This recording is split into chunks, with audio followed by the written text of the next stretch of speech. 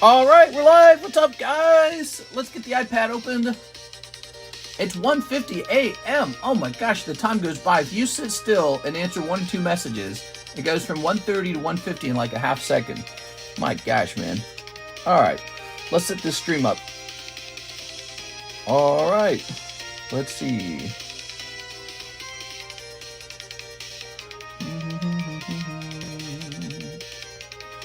We're gonna hit save. Very similar looking thumbnail to last time. Good. All right. All right. Okay, here goes. We're gonna say free booster box. Yep, that's a marked giveaway. Free booster box. Nidoking break close. Also, Gym 2 break close. I said close. Live card shop. We got our beautiful breaks. They can't be beaten. They're wonderful. All right, let's jump over here. Tsunami getting downgraded, I heard. Yeah, apparently Japan got hit by the tsunami right away, and it was not that big. All right, good news. We don't need anyone dying in a tsunami. There's enough bad things going on. All right, let's see. Plug this in here. Hope you all are feeling great. I had a steak dinner, and I felt so much better after eating. Okay. Boy, we still have a heat warning in Missouri. It was 100 degrees today, man. It was freaking sweltering, man. It was hot as hell. So I did some stuff to my phone. I reset my phone. So we're going to see if that helps with the issue of it overheating. I'm pretty sure we are having problems with the phone overheating. We'll find out if that reset did anything for us. All right. Very nice. Wow. Says on Friday, July 25th, we earned $271 on YouTube. That had to have been the donations from our friend Tyler McCanch. Let's see, Tyler. Says Tyler McCanch donated $450. I guess I don't receive all that. YouTube takes a cut, but that's still really impressive. And I really appreciate it, man. That's most days I earn almost nothing. So like, for example, it says here on July 17th, I earned $17 for the whole day, $17. So that's more like a standard day for me. So earning $270 on one day, that's pretty wild, actually. Really crazy. All right, cool, man. Wild, wild, wild.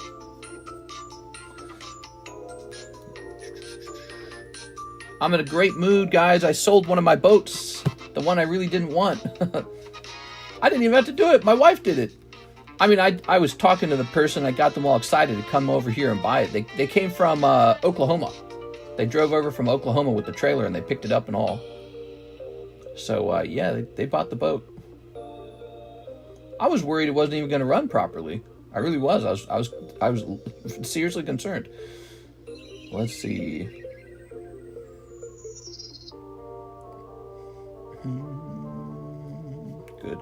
Good. That all looks fine. Let's close this now. Let's see if they are at assembly for this. Nope, they're not at assembly. Let's see if CGC grading is any closer to their submission being done. Nope, it says scheduled for grading. Let's see if there's any update on Beckett grading. I bet there is not. Just a long time to wait for your orders these days. If you want the best phone for streaming, it's the Galaxy. It's the best performing, most reliable. True, although I'm very comfortable already with the iPhones because I've been using them so long. I might just be too lazy to make the swap. Let's see if this went up in price. Did this go up in price? No, it did not go up in price. That's good. And then we can close this down. Okay. Is this open twice? Nope, that's open one time, but this is open twice. We don't need this open again. All right, just closing a couple bars here. Well, I hope you guys had a really nice dinner tonight. I went out to eat and got myself a steak and potatoes and broccoli, and I feel so good after that. Funny how just a simple meal can make you feel really good. Let's see some tag slabs, says Night Owl. Yeah, you like the tag slabs? I actually really like tag. I like them. They're awesome. Tag's really good. So here's an illustration contest Pikachu. Let's take a quick look and see what that does. We never priced that. Okay, we're going to say 10 illustration, illustration, Pikachu. Okay, Pikachu. Wow, I did not think that this was a thing, but that Pikachu is doing numbers. Is that right? Let me check last sold, all right? I want to check last sold. Wow. Yeah, that Pikachu's doing big numbers. Look, he was 180, and then over here, he was 188. What? I shouldn't have been selling those. I was selling those. I was just giving them away. I was just giving away because I had so many of them. I had a whole bunch of the illustration packs, and I do remember them costing me a bit of money. I don't remember them being like that. Wow, 180, huh? That is a perfect price range for break, similar to this Rocket's Nidoking. So we'll make this guy into the next break. I didn't think it was a thing. Huh. Crazy. Okay, so he's ready to go. So, what do we have over here? We have a Mr. Josh Hiles. Mr. Josh. Do I have anything else? All right, Mr. Josh. Clicking on this. Hey, it's Larry Ellis. 2 packs of Destined Rivals. Here we go. Oh, yeah, I was thinking once again, I was contemplating adding something to the menu where you can donate a certain amount of money, maybe like 10 bucks, and force me to open product for myself for fun. I was thinking about that again. Here we are. I don't normally open a lot of product personally. I like to just buy already graded ones. So I don't like to do much of the gambling. However, if you enjoy watching the products get open, but you don't want to buy a big expensive product, maybe there's some price point where you'd be happy enough to just see someone else open it at a certain fee. So like imagine this. Let me explain a really lopsided example. Let's say you could donate $3 and I open up Vintage Gym Challenge. You actually might be interested in that. You might be like, yeah, let's give this guy $3 and get him to open Gym Challenge. So that is something that's on my mind these days. I talked about that before. A donation type where you can force a card shop to open packs for your entertainment. Here's Ethan's Adventure.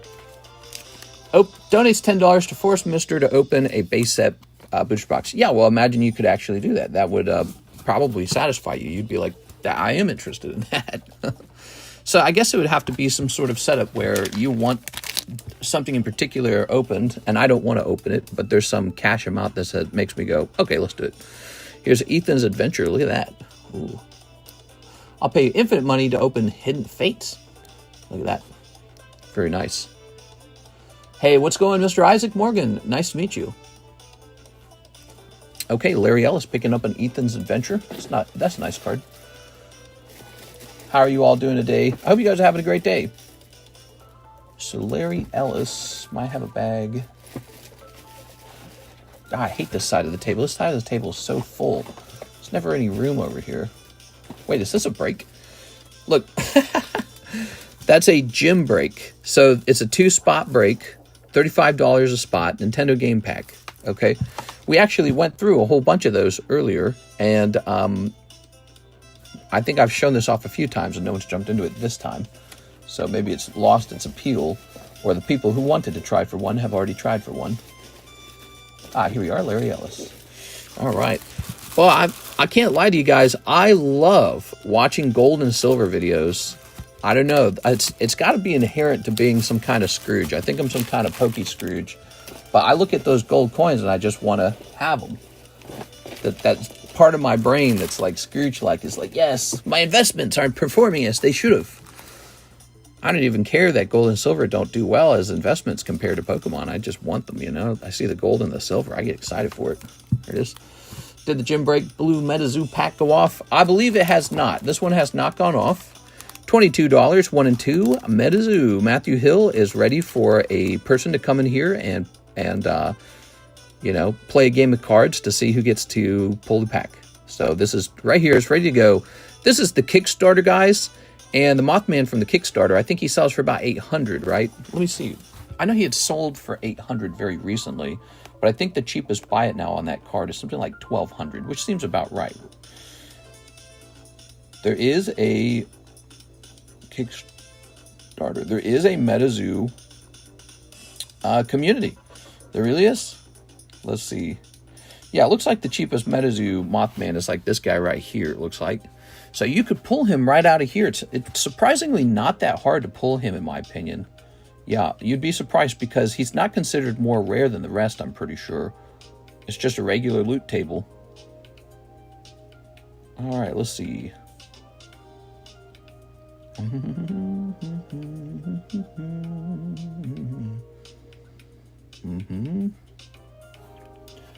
So what you're saying is that we should follow your portfolio and copy all your trades. You could, if you had done that, you'd be doing pretty good today. But I can tell you what most of my portfolio is. It's just Pokemon cards. It's not really much of anything else. I got a little bit of this, a little bit of that. Got a little bit of gold and silver. I even have a little bit of MetaZoo. I got a little bit of Final Fantasy. I got a little bit of Dragon Ball. Actually, I have a little more of One Piece. One Piece I hold a little bit more of than the others.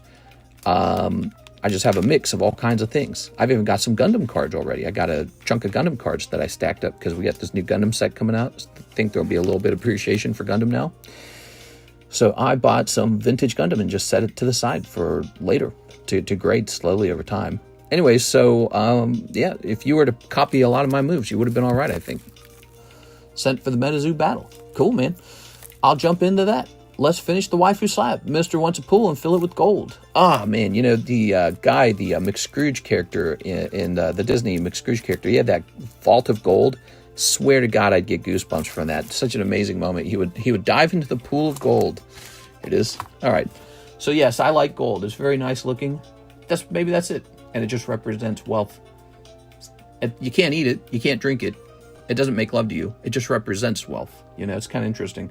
Okay, Edwin says, give me an... Oh, wait. Oh, yeah, we did the other order. Yeah, so Edwin is next. Edwin MetaZoo. Hey, what's up, Edwin? All right, Mr. Matthew, it's going off. Mr. Edwin.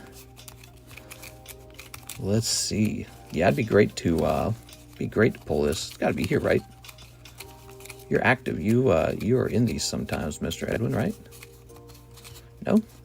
Why don't I see you? You're not waiting in a different break, are you? You don't need a new card, do you, Mr. Edwin? Top of the morning, Mr. Hey, top of the morning. There's a 6 card. 6. Winston Lee, LaFlame, Luke Laurie, Nathan Gordon. Let's see. I don't see you. I don't have a card. Really? I didn't know that. All right, let's get you a card, man. So if you're new, a gym break is a 2-person break, and it comes with a scorecard. The scorecard lets you know how well or how bad you've done over time, because it's fun to see that. You can actually track if you're breaking even, or losing a lot of money, or, you know, going positive. So it's a cool little thing. But we only track gym breaks. And it's sort of like you're a trainer and the other guy's a trainer. That's the idea, right? So you guys are going to have a little Pogie battle. See, we got the 2 names up here. This is something we host here on our Rip and Ship, and I don't think you can get this everywhere. So I've got this deck over here, and now they're going to have a auto battle using the same deck of cards, and we're going to find out who pulls the best Pokemon. Ready? I've seen those videos in the 20s when everyone has suits and top hats. Yeah, I've seen those. It is. You know, a lot of people with let's say racist feelings, they'll see it and be like, look how white it was. All right, here goes. Team Rocket's Articuno. All right. 120 HP, Edwin Delcid. Here's Serena. Edwin's taking round number 1. It's best 2 out of 3. Okay, you ready? Round 2. Oh, no. Oscar Ascendez has given you the Clam Pearl, bro. That's not good. So the only way you win this round is if he also pulls a Clam Pearl or something with 60 HP. Oh, he did! That's the Ditto. Ditto's an interesting card because Ditto always ties. It's either both 60 or he actually transforms into whatever he's going up against, and then it's a tie. So in this case, they're both 60. All right, it's not over. Round number 3. Oh, you got a good one this time. You've got the olive tree. By the way, did you guys know you can contribute cards to this whenever you want? It's a fun thing. You can change the way the deck plays. Oh, energy card is good. Oh, but it's not good enough. All right, it's all tied up. 240 HP Lugia versus 310 HP Olive Tree. All right, here goes. Next round. It's all tied up. Oh, you're screwed. There's a Squovit with 60 HP. Now, technically, there's another Clan Pearl in the deck. Oh, but he's got computer search. It's over. He's got you. He's gonna use the Gyarados. That is the end of the gym break, going to Mr. Edwin. Edwin, how did that feel? You got a MetaZoo pack at half the price. Pretty neat. All right, so that is what this deck is for. We use this deck to play a game of cards to see who's going to pull the pack. Matthew Hill will host, of course, another one. Just a fun little thing to do. Now, are we sold out of these? Oh, no, there's one last pack. Hey, Matthew, this is actually the last pack from this box, if you can believe it. That's the last pack. All right, this is going to say 1. And we got 1 here. So, Matthew. Very interesting. So, Matthew's got some room to improve on the score. He's had a rough round recently. All right, this is going to pop up into here. Brandon says, I'm God. I don't think you're God. All right, Edwin. That was exhilarating. Yeah, and so you can get into those gym breaks for other things too. Like here is a graded booster pack, Nintendo game pack with Link on the front, Zelda. There's other gym breaks as well. Let me show you some other ones. Here is a Hello Kitty, graded pristine. Very cute, red balloon. And I believe we have a Pokemon one too. Here it is. So that is going to be, Rocket's Tyranitar. And over here we have Lugia. So those are all gym breaks. The exclamation point gives them away. 33, 35, 35, 35. So there they are. Now let's see what's in here. I am him. I woke up to news of an 8.8 earthquake and the possibility of a tsunami. Something very interesting just happened. When the tsunami hit Japan, 4 massive whales washed up on shore and were dead. Did they really? The whales were dead? Maybe an earthquake can be so powerful underneath the water that it like screws up a whale and kills it. What do the numbers mean? 35, 1.5 on the kitty. This is a gym break. That means 2 people buy a $35 card to get into the gym break. Only 1 person gets the kitty. Only 1 person. You can buy it outright for $70 right now before a break can occur. So if you just want to buy it outright, that's $70 on that card. Okay, we got Bat Squatch, Bookmark, Beam, Catnap. We've got Salem's Witches, Balancing Beam, Morpheus. What the hell? Okay. Ground. Einfield Monster. So Matthew Hill, let me think of it this. Let's talk about what happened here. You missed, but you know what? It wasn't even a Mothman pack anyways. So you didn't really lose anything in a sense. Like, yeah, you would have had Bat Squatch common, but I mean, you're not making like $1 bazillion on Bat Squatch common, and the Einfield's a reverse hollow. So you haven't, let's say you lose 3 or 4 gym breaks, and they're all cold booster packs, and then you win 1 gym break, and it does have the Mothman. You're the winner. Even though the other guys got you 3 or 4 times, you're the winner because you got the Mothman. So this is going to Edwin Dell said, someone needs to pull that Mothman, and we get it clipped. I want to clip it. Here it is. Yeah, whoever pulls the Mothman's the real winner. Go. Good.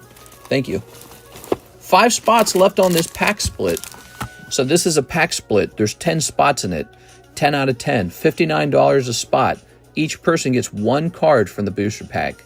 So you might pull a nice common or uncommon that really does sort of pay for itself, and you don't lose any money because now you get, I don't know, like a Pikachu or something that grades 10, it's worth 120 if it grades 10. Something like that, right? Well, there's also, did you know this, a $3,400 Gengar in this card set, in the card list. I shouldn't even be selling this. I should just be stocking it up. But we got it for you guys right now. It'd be lovely to pull a Charizard or a Gengar out of that pack. I'd love to pull that. Is there another battle for MetaZoo? Yes, sir. It begins immediately. This is now available, and you can jump back in and wait for somebody to join it. So that is how it works. We also have the binder break. So the binder break's a unique new thing. Also, we're supposed to have the jumbo pack break. I just haven't built one of those in a little while. We will when it slows down. When the stream slows down, we'll make one. But the binder break is for ungraded cards, but these cards have kind of been filtered for grading already. So I've decided I don't want to grade these, and so I would presume most of these are 9s. That's why they're called the binder break, because these are perfect for collecting for your binder. Not as good for collecting for grading, although some of them will still be good as 9s. Believe it or not, there'll be a flip as a 9. So if a card is expensive enough, even a 9 is good. So that's another thing to think about. But I'm pretty sure most of those won't be 10s, but you never know. I might be too strict sometimes. Here it is. All right. So $20 cards. Have you heard about the app Collector? Hello from Chicago. Nice to meet you, Mr. Dervin or Alana. How's it going, man? People in your squad, we're just comparing values. Would be fun to see you enter all into the collection tracker. Oh, you don't want to know the value of my collection. It's probably like a whole $100 to $200. It's like pricey, bro. All right, let's see. I could buy like 2 pieces of gold. Matthew Hill says last MetaZoo pack. Oh, he bought it outright. Now, have no fear. We actually have another box of MetaZoo. I'll just go crack it open. That was that box you were thinking about buying. Remember that? Probably to keep it sealed or something, but I'm just liquidating my MetaZoo Kickstarter box, so we won't need to do that. Okay, take that. It's Yort. Hey, Yort. What? All right. So he has purchased this outright, and that makes it his. Let's see what we got. Ooh, that's too loud. I didn't like that. All right. Basquatch. You got Basquatch too now. Bookmark. Boom. Whoa, this looks exactly the same. Power Up Green. That looks different. Proton Beam. Retribution. Ooh, wow. Just like the cover of the pack. Hey, that's nice, man. You got a nice holo? Good. The holos are better than the reverse holos. If you guys keep track of the prices, people want the holos as a bit more than the reverse holos. Okay, cool. Well, I didn't bring a drink in here. That was a mistake. I should have a drink right now. I think I'm addicted to drinking stuff while I stream. It just feels good. It's like a treat. It's a treat for talking for so much. All right. Ooh. Okay. How about that, Matthew? Was that first card the Metapoo non-holo? What? The first card? I don't know what you mean by that. So this belongs to Matthew now. Now, Matthew, we have more MetaZoo Kickstarter, and that offers a new chance for a Mothman. Mothman was not in this entire box. So now we know you can get into a box and not have the Mothman in it. Here it is. By the way, guys, if you want to have a guaranteed shot at the Mothman, there is a way to do that. So this is the Mothman break I'm hosting. He's a 1 in 30. That reflects the current buy it now price on the cheapest Mothman. So 1 in 30 odds. If you've ever, spent money for a chance for a thing, there's another one of those. The odds aren't super high for you to pull it at $40, but there is going to be one person walking away with this Mothman. So somebody will pull it for $40.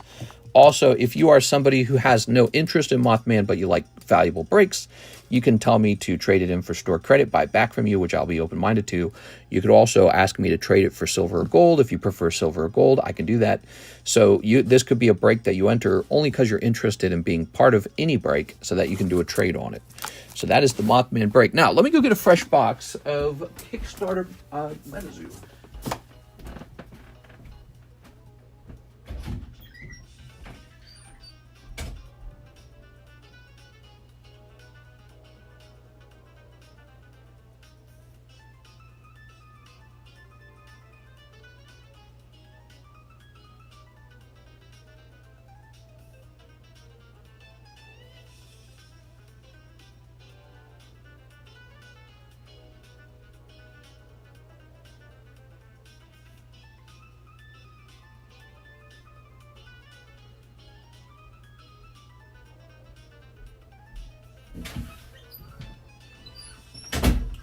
Okay, so this is my last box of it. Ugh, ow. Good. Zoom a little. Let's get a reading on what I spent on it and what it cost today. Whew. Let's just type in Kickstarter. I bought this one in Canadian. Okay. Okay, I see what I paid for it. Now let's see what it goes for today.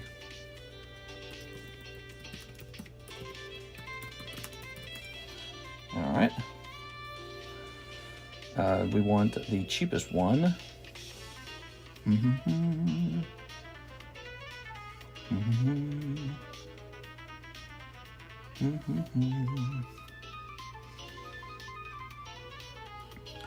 All right, so man, I wonder if I should buy another one of these. Let me do a little math on here. Let me do a little girl math.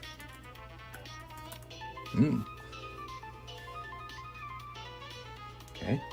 Well, wait a second. So, what if I do? Oh well. All right. I am probably going to pick up a box of this MetaZoo Kickstarter. That is the Kickstarter, isn't it? All right. So we are going to pick up a fresh box of the Kickstarter. You forgot your drink. Mister, can I use my $9 shipping to get 1 pack of EB1 and 1 pack of Usersoft? 1 pack of EB1, 1 pack of Usersoft. That is possible to do. Let me just focus on one thing at a time. Okay, there was one guy selling his MetaZoo box about $100 cheaper than the others. So I just snatched that because I would not mind having some of this in the future. I think the Kickstarter box is one of the better items to open. Okay, and it says to sell for 41.5. 41.5. So we're actually going to do a little bit cheaper on these. They're going to be 42 divided by 2. Okay. And let me jump in here. Dooby dooby doo.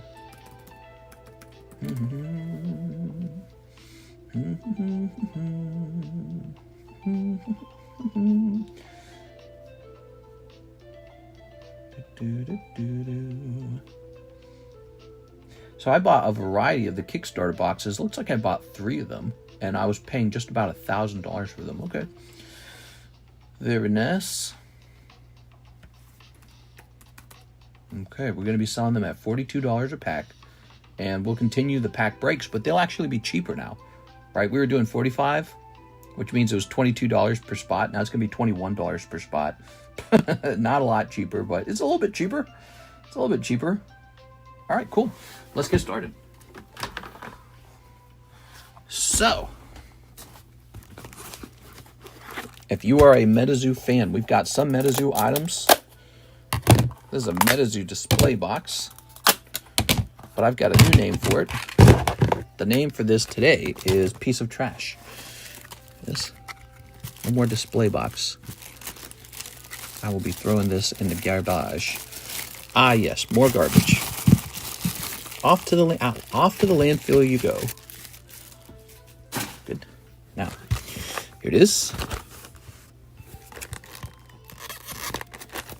Okay. So, Matthew, how do you feel about the MetaZoo franchise, the MetaZoo hobby? Give us some MetaZoo news. Okay. I just re-upped on these. I just bought another box. Now we've got this fresh box. You guys ever open any MetaZoo for fun? There you go. All right. I have some signed MetaZoo saved. It comes with this stupid poster. Goodbye, poster. Good. And there you have it. Fresh. So we have a fresh. We don't even need this. Watch this. Want to watch something fun? Watch this. Oh, yeah. Ruin the box. Oh, yeah. Let's get this crap open. We're going to get some stuff open tonight. Urgh. Here's the other box. Watch this. Oh, yeah. In the trash goes. MetaZoo collectors would love to see this. You know why? Because it made their box a little more rare now, huh? Your box is a little more rare. Because Mr. TCC's out here, and he's got a hunger for ripping things apart. All right, so here we have a $22 a spot break. But you are getting a better deal on these. It shall now be, $21 a break. Oh, yeah. Hell yeah. Who doesn't love that? Cheaper now. If you pull a Mothman, we'll give you the Mothman roll in Discord. There's a special roll in our Discord server for having pulled Mothman. I don't like the way that sticker looks. I think it's likely going to be a tiny niche market going forward, like Force of Will. Here it is. There were a lot of people who were affected by the name MetaZoo. It's not going to be forgotten too easily. You know, it's kind of like Beanie Babies. It's kind of like Pog. You know, it's this thing that was highly collectible for just this window of time. And so no one's going to be forgetting the word MetaZoo. And there's a value to that, believe it or not. There is a value to that. And if I didn't think these would do okay, I wouldn't have bought... Oh, I just put it back to 22, my bad. If I didn't think these would do okay, I would not be buying another box of them. I've sold a lot of MetaZoo already. Okay, I've just wasted 3 stickers like a dummy.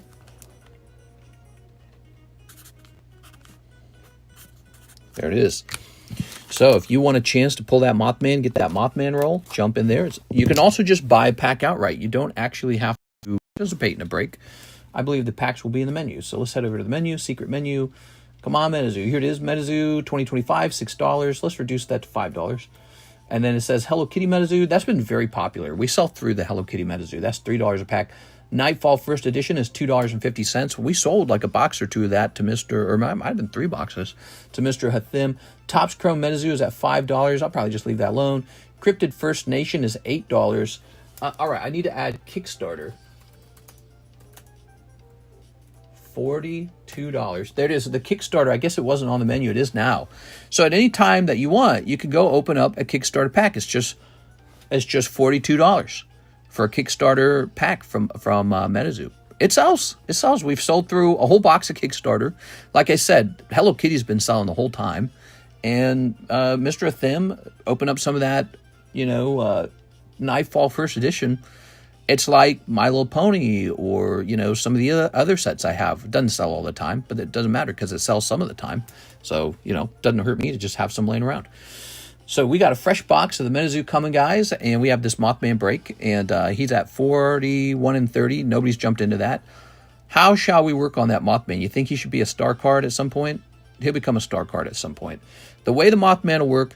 let's see. So he's 1 in 30, huh? Let's have a buyback. It's not going to be an amazing buyback, okay? So I'm going to do a buyback on that, though. So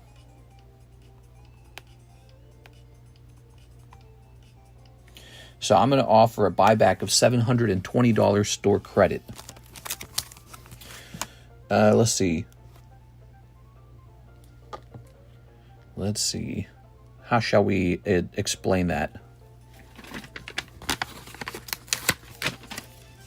If you get pulled out of here, I will buy this card for $720, which is 60%.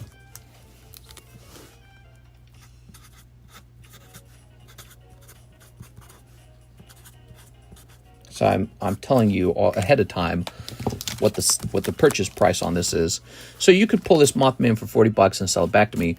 If you do sell it back to me, I'm going to turn it into a new break. And it's going to be turned into a break at $800. So that's what will happen next. It'll become a 20-spot break. Okay, make him a star now. No, we have a star card already. Let me show you real fast. This is the current star break. This beautiful Giovanni Skirdos has 7 spots remaining in it. 7 spots. It's almost done, actually. So this guy doesn't have a lot left. And that's Gym Challenge Giovanni. Gym break.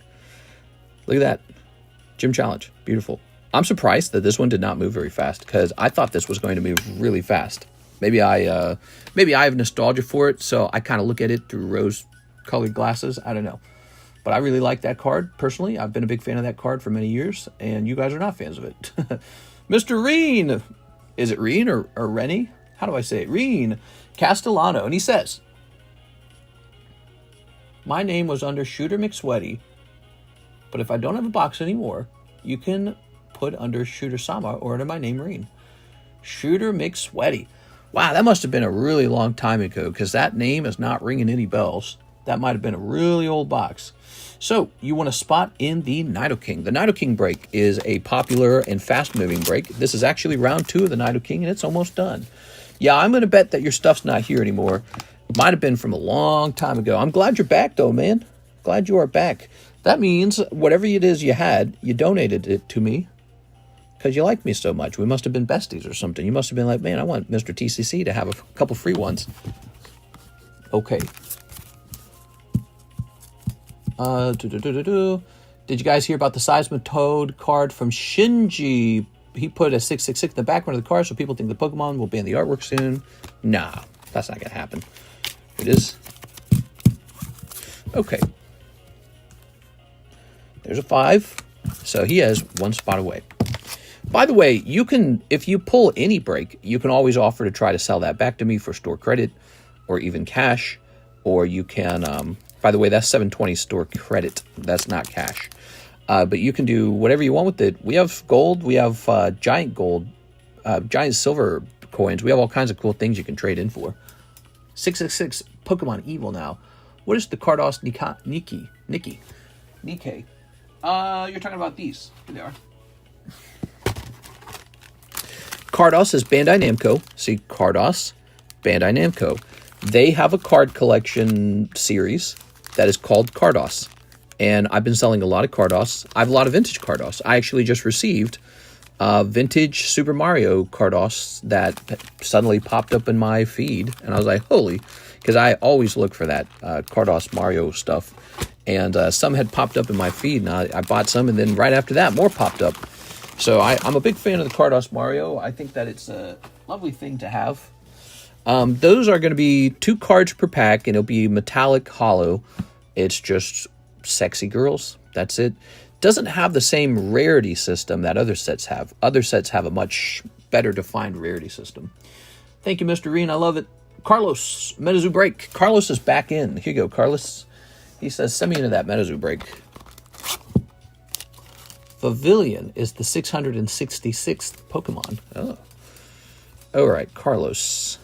He wants to try his hand at this MetaZoo booster pack. I just bought more of this Kickstarter MetaZoo. I like it.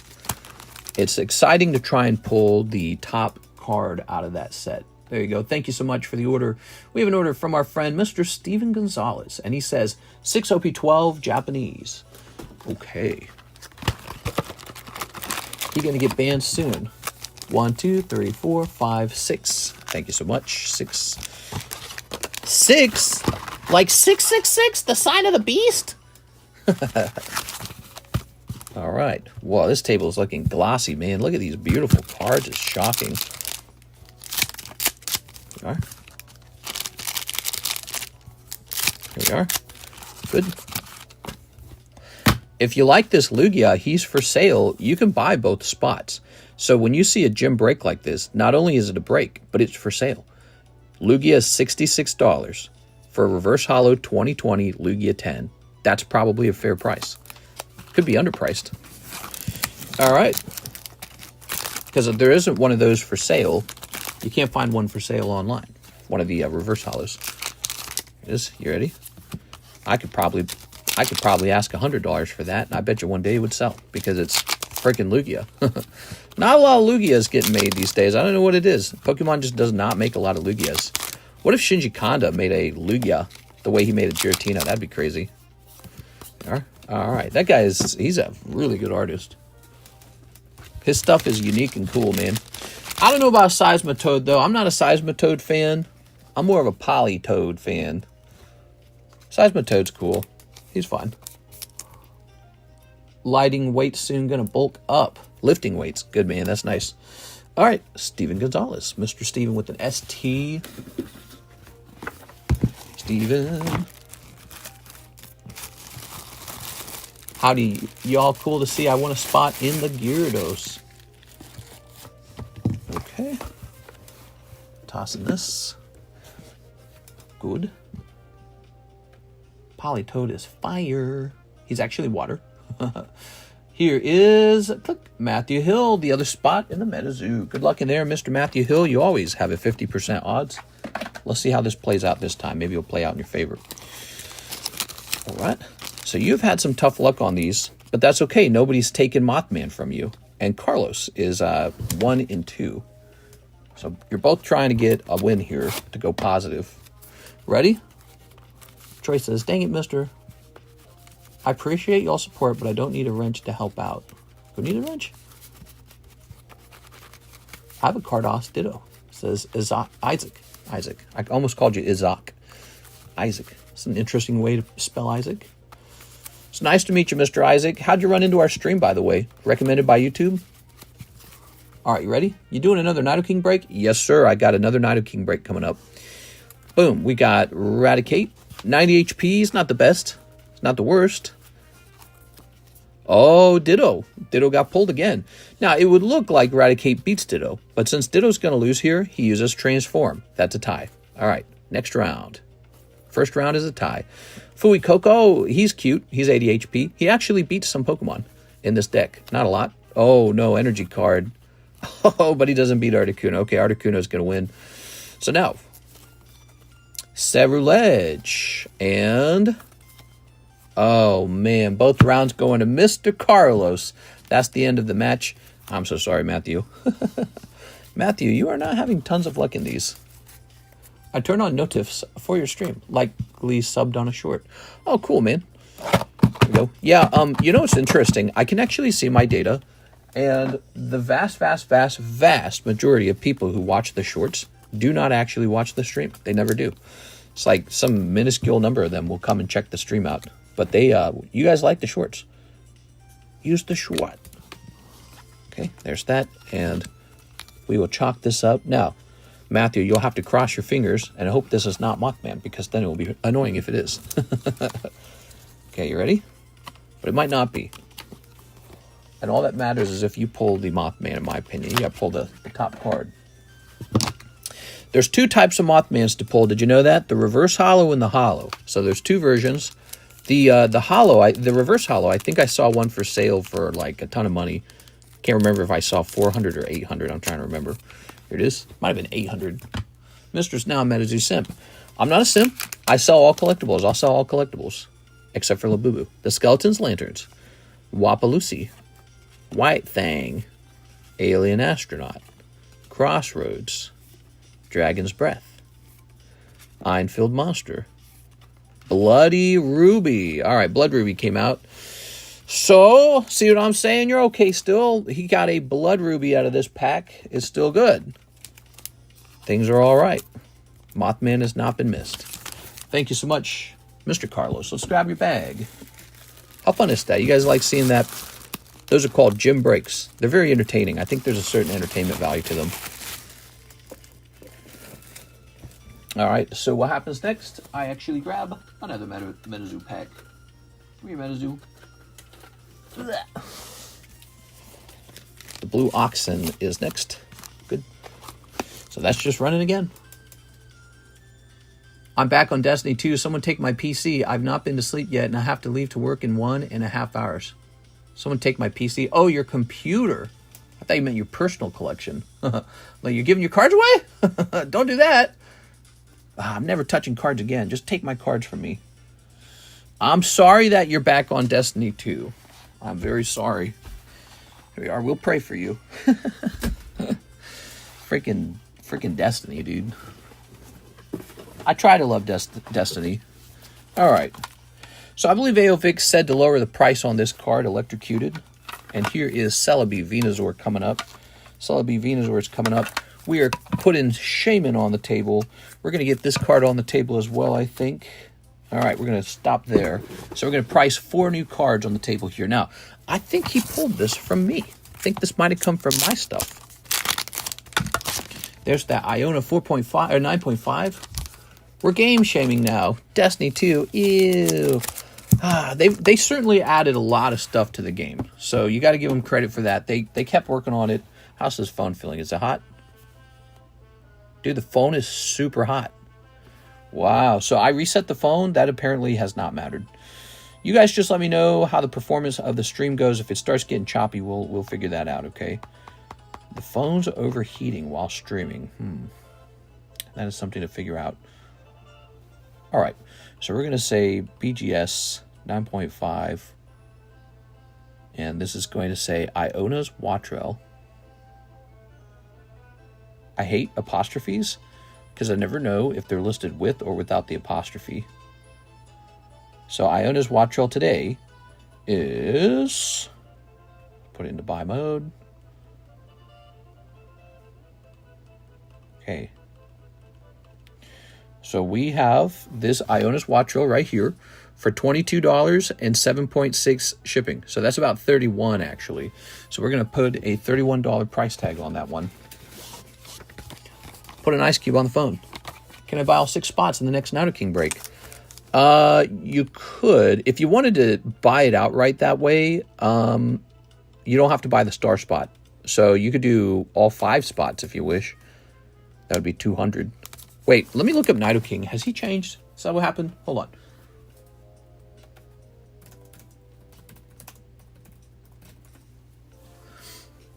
Let's see.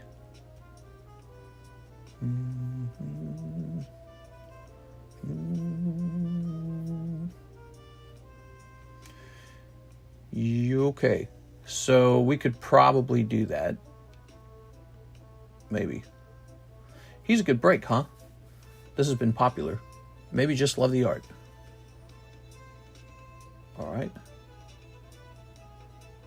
I'll acquire a replacement in case you do that. So, here it is, 31. And we shall say AO on this. Okay, that is a $31 Aovic Iona. Now, the Shaman is actually really neat. From Legendary Treasures. Looks like he got it at a good price, huh? Oh, my God, the sleeves so dumb. I hate the sleeves sometimes. Aovic, you use some kind of super flimsy sleeve. There we go. How's this card looking? Off-centering. Yep, clear off-centering. You know, I'm going to say it. CGC gave it a 9, right? But if you look at the severity of the off-centering here. Oh. I can't zoom in anymore. It doesn't let me zoom in. What's up with that? I can't zoom anymore. Whoa, the screen is so hot. What the hell? Crazy. So some about the app is making the phone very hot. But I was going to say, the thinness here compared to the thickness up here, that should be an 8. That is off-centering. That is at an 8 at this point. This would not be PSA 9. This would be a PSA 8. So CGC sometimes gives you a better grade on your card, which could help you sell it later. It is, but that Shaman should not be a 9. CGC. Maybe just love the art. Mister, can I have the binder break a little juicier? Can I make the binder break a little juicier? Now, what do you mean by that? Let's go see if we can find a CGC 9 of this. All we got to do is compare it to a CGC 9 and we're good, right? CGC 9 RC 21. Oops, RX 21. In this case, whoever graded the Shaman at CGC is very lucky because of the outcome on that grade. Okay, so it should say CGC 9 Shaman. All right, here we go. So there is a CGC 9.5 for $349 and the CGC 8 for $60. Let me check sold as well.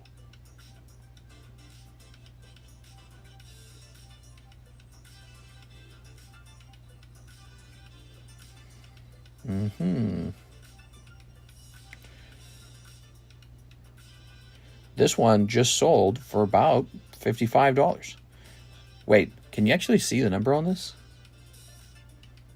Oh, it's a different one. So this one sold on July 27th. CGC 9, July 27th for $48 and $6 shipping, which is just about the price on the back of the card.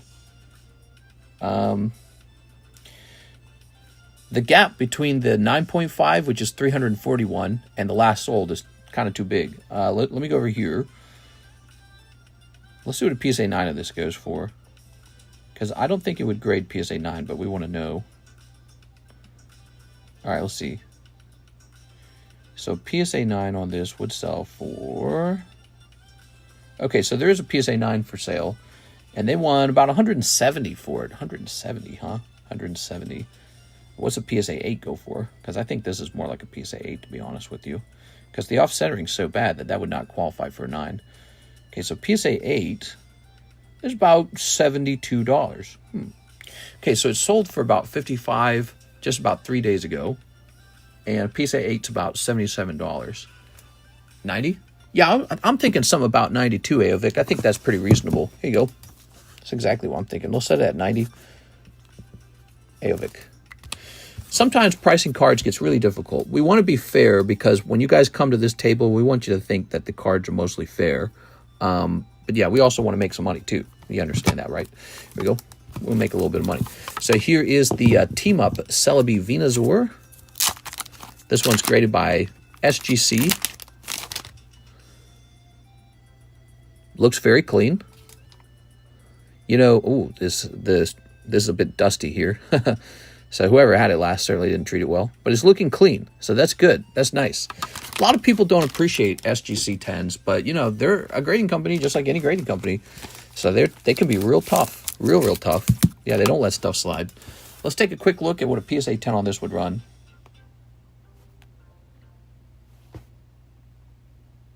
PSA 10, Team Up. Let's see. Number 1, I don't think that's going to work. So we're going to type in Celebi Venusaur. Okay, and we're going to swing around to the buy it now. Here it is. Wow. So a PSA 10 of this is $330. Is that right? That appears to be correct. What do we sort this by? Cheapest. So $330 for the cheapest PSA 10. Now, this has not actually got a PSA 10 on it. It's got an SGC 10. I can't find one in an SGC 10. We'll check sold. Okay. I see this exact one for sale, I believe. Yes. So we see what you paid for this. That was on June 9th. That was about 1 month ago. And then what about CGC 10, Team Up, Celebi, Venusaur? It's not a bad pick. You picked a good card out. That's what's going on for you here. So it doesn't look bad. You know what you should have done? You should have bothered. You know, if you want, you can have this sent back to you. You can crack it and send it off to PSA. Because if you get a 10 on that, I would ask the full 330 on it and try to flip it for, like, you know, what would that be? You'd make like 175, right? Somewhere around there. All right, so here's a Japanese one. That's not what we have. We have an English one. Is this also a Japanese one? That sucks. All right. So there's no CGC equivalent. 199? I'll do 199. Let's do 199. Here you go, 199. Okay, very good. Guys, I don't actually think that that's an unfair price at all on this. I think that's just fine. Just a matter of whether you want it or not. Okay, now what you could do is if you buy this, you can take the risk of cracking it and sending it to PSA, or you can just keep it in the SGC slab and pretend it's equal to the PSA. Now, I think you agreed with me that 900 is a bit high on this. Did you tell me to reprice this at like 450, I think? 450? You'll make a killing if you get this at 450. It is. You'll do very well. All right, all these look pretty good, guys. There you go. We got some fresh Aovic slabs up here. And let's hit play on this. Let's jump over here. Wait. I want that gold to silver. Can I get back to that? How do I get back to that? They don't have it anymore. So wait, go forward. Do you have any Sableyes? Ooh, I have the Sableye. I got the EX Deoxys Sableye Reverse. That's a cool card. Have you seen that? It's a very cool looking card. I actually like that. You know what I paid? It's kind of fun. You did good. You did good on some of those. I think that the SGC was a good purchase because the guy selling the SGC was giving up, probably without attempting a cross grade, I assume. He should attempt to cross grade it because these team up cards are pricey now and there's just no way around that. Here it is. Gold, silver. Let's grab that. Who's getting the last Nidoking spot? Yeah, that's what I want to know. All right, let's see what's next. Let's see what kind of orders we got. We're going to have a fun night tonight, guys. We've got an Edwin Delcid order. He wants back into the MetaZoo. Here goes, Mr. Edwin. He says, put me in, coach. All right, that is MetaZoo Kickstarter running a second time. Good. We have already gone through one of those 10 OP12s. Omar Batui is back. Mr. Omar. All right. We got 1, 2, 3, 4, 5, 6, 7, 8, 9, 10. There we go. Very nice. Okay. Could you get Mister's attention? What can I help you with? I'd like to put my bag of cards into the binder break if possible. Let me think on it. Listen to this. Very nice. I mean, it's not like I don't want to accept charity from you, Brandon, but I want you to be able to open cards sustainably. And I know you got an issue where your parents who are kind of involved with your life don't really approve of cards. But it's like, I'm going to be on their side and disapprove too if you're just opening them and then giving them all away. So it's okay to do a little bit of charity, but you shouldn't give the whole farm away, you know. We are not trying to rain on your parade, but I want you to be able to buy more cards in the future, right? And if you're going to buy more cards in the future, I think what you got to do, you got to show, you got to help your parents understand that you're doing okay with your card collecting. Here it is. You're very generous. You try to be very generous a lot, but very often you're like, you take all your cards and do something like that with them, and then I go, what are you doing? No worries, Roger that. Much love. Here it is. Ta-da! There it is. I happen to know somebody who squandered all their wealth, and it's a pretty sad thing. And maybe giving all your stuff away is a personality trait, or maybe it's a addiction or something like that, however you want to view it. How do I know this person? Because he's my father-in-law. He inherited a lot of money that would today be millions of dollars. And instead of keeping it invested, he gave it all to the church. And now Kirsten's parents need financial help pretty much all the time. So I lose my money to them because they didn't take care of their own money. Here it is. It's a little, Bonnie, a little bit of a personal thing, but he really did inherit a lot of money. Not only did he inherit money, Kirsten's mother inherited a lot of money. They both inherited a lot of money. And now they live in a very small home, and they don't have enough money for medicine. And I don't know what causes a person to be that way. See, I'm like the extreme opposite of it. I hate giving all my stuff away. I'm very sensitive to that. And I like investing. That's what I like to do. I like investing. It gets me excited. I like to teach people how to invest. I like it when you guys work hard and invest your own money and don't pay any taxes. I love that. Then everyone just gets to play the game and get the reward from the game, right? But so her dad was just like obsessed with giving money away. And when I met him, he would brag about how he used to give vehicles away to people at the church. He would just write a check and give whole vehicles away. And everyone loved him. But Kirsten and I have a car, a little red car that we're supposed to sell for $6,000. We're giving it to her parents almost free. They're going to pay a little bit for it, like less than a third of the value. And that is because they have a car that's about to break. What would be in handy all these years later is if they could just buy themselves a car like a normal people. But they gave all their money away. So now we have to buy them a car. So it's almost like they were spending our money in the past because that's my stuff. But we don't want to see them go homeless. So their decisions are affecting us today. Their decisions in the past affect me pretty significantly. Like we delayed buying a home. We could have bought a home just before COVID. We bought a home halfway through COVID. You know how significant of a loss that was? We could have bought a lake house for about $300,000, and instead we bought one for $500,000. That's how significant of a loss that was. And it was all because they had no money and needed help with their medicine. And had they only taken better care of themselves and not squandered their wealth, Kirsten and I today would be much wealthier. So I've lost so much money to them, and it was all because the dad's a squanderer. I don't understand it. But what he loves to do with the money is give it to people. He doesn't spend it on himself. He doesn't buy lavish, vehicles for himself. He doesn't buy a nice home for himself. He doesn't really invest it. He just gives it all away. He gives it away to other people he think, they're poorer than me. I'm going to help them. He loves to do that. But he's really just spending my money because then I have to go help him. And it feels terrible. It feels really awful. So that's what squandering is all about. It's a real thing. It's a word. Squandering. So there's a line between charity and squandering is what I would tell you today. There's a line between charity and squandering. You might be a person who loves to give all your stuff away, but there's a possibility where you do it too much. I'm not saying you're doing it too much. Just food for thought. Let's say that today. Just food for thought. It's possible to do it too much. What I want you to do is come in here and have some fun and be able to open some cards and tell your mom and your dad who care about you that you're doing pretty good in the card hobby. Have something to show for it. because it all kind of adds up. $200 here, $400 there, $600 there. All of a sudden you spent $10,000 and you got no cards to show for it. And your parents are going to be like, maybe just don't buy any cards. So I don't want that for you. I want you to have something to show off. And plus, because, you should have something to show off. So not just for your parents, but for you. All right, Mr. Omar with an O. Let's grab your bag. Mister, what you're saying is true. I've always been somebody that cared more about others and my own well-being. It took me a long time to realize that I should have cared about myself more than I did. Yeah, so I think it must be like a personality trait or something. Because her father's a nice guy. He's very charitable. He's very generous. He's very charming. He's charming. He's a nice guy. He loves to talk. He conversates. He's got that energy. Maybe like charisma. He's got a little bit of the charisma, right?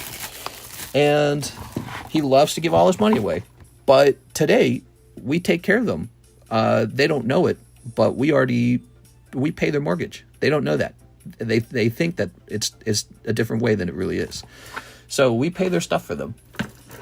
And if we didn't do that, they would be in a lot more financial trouble than they are right now.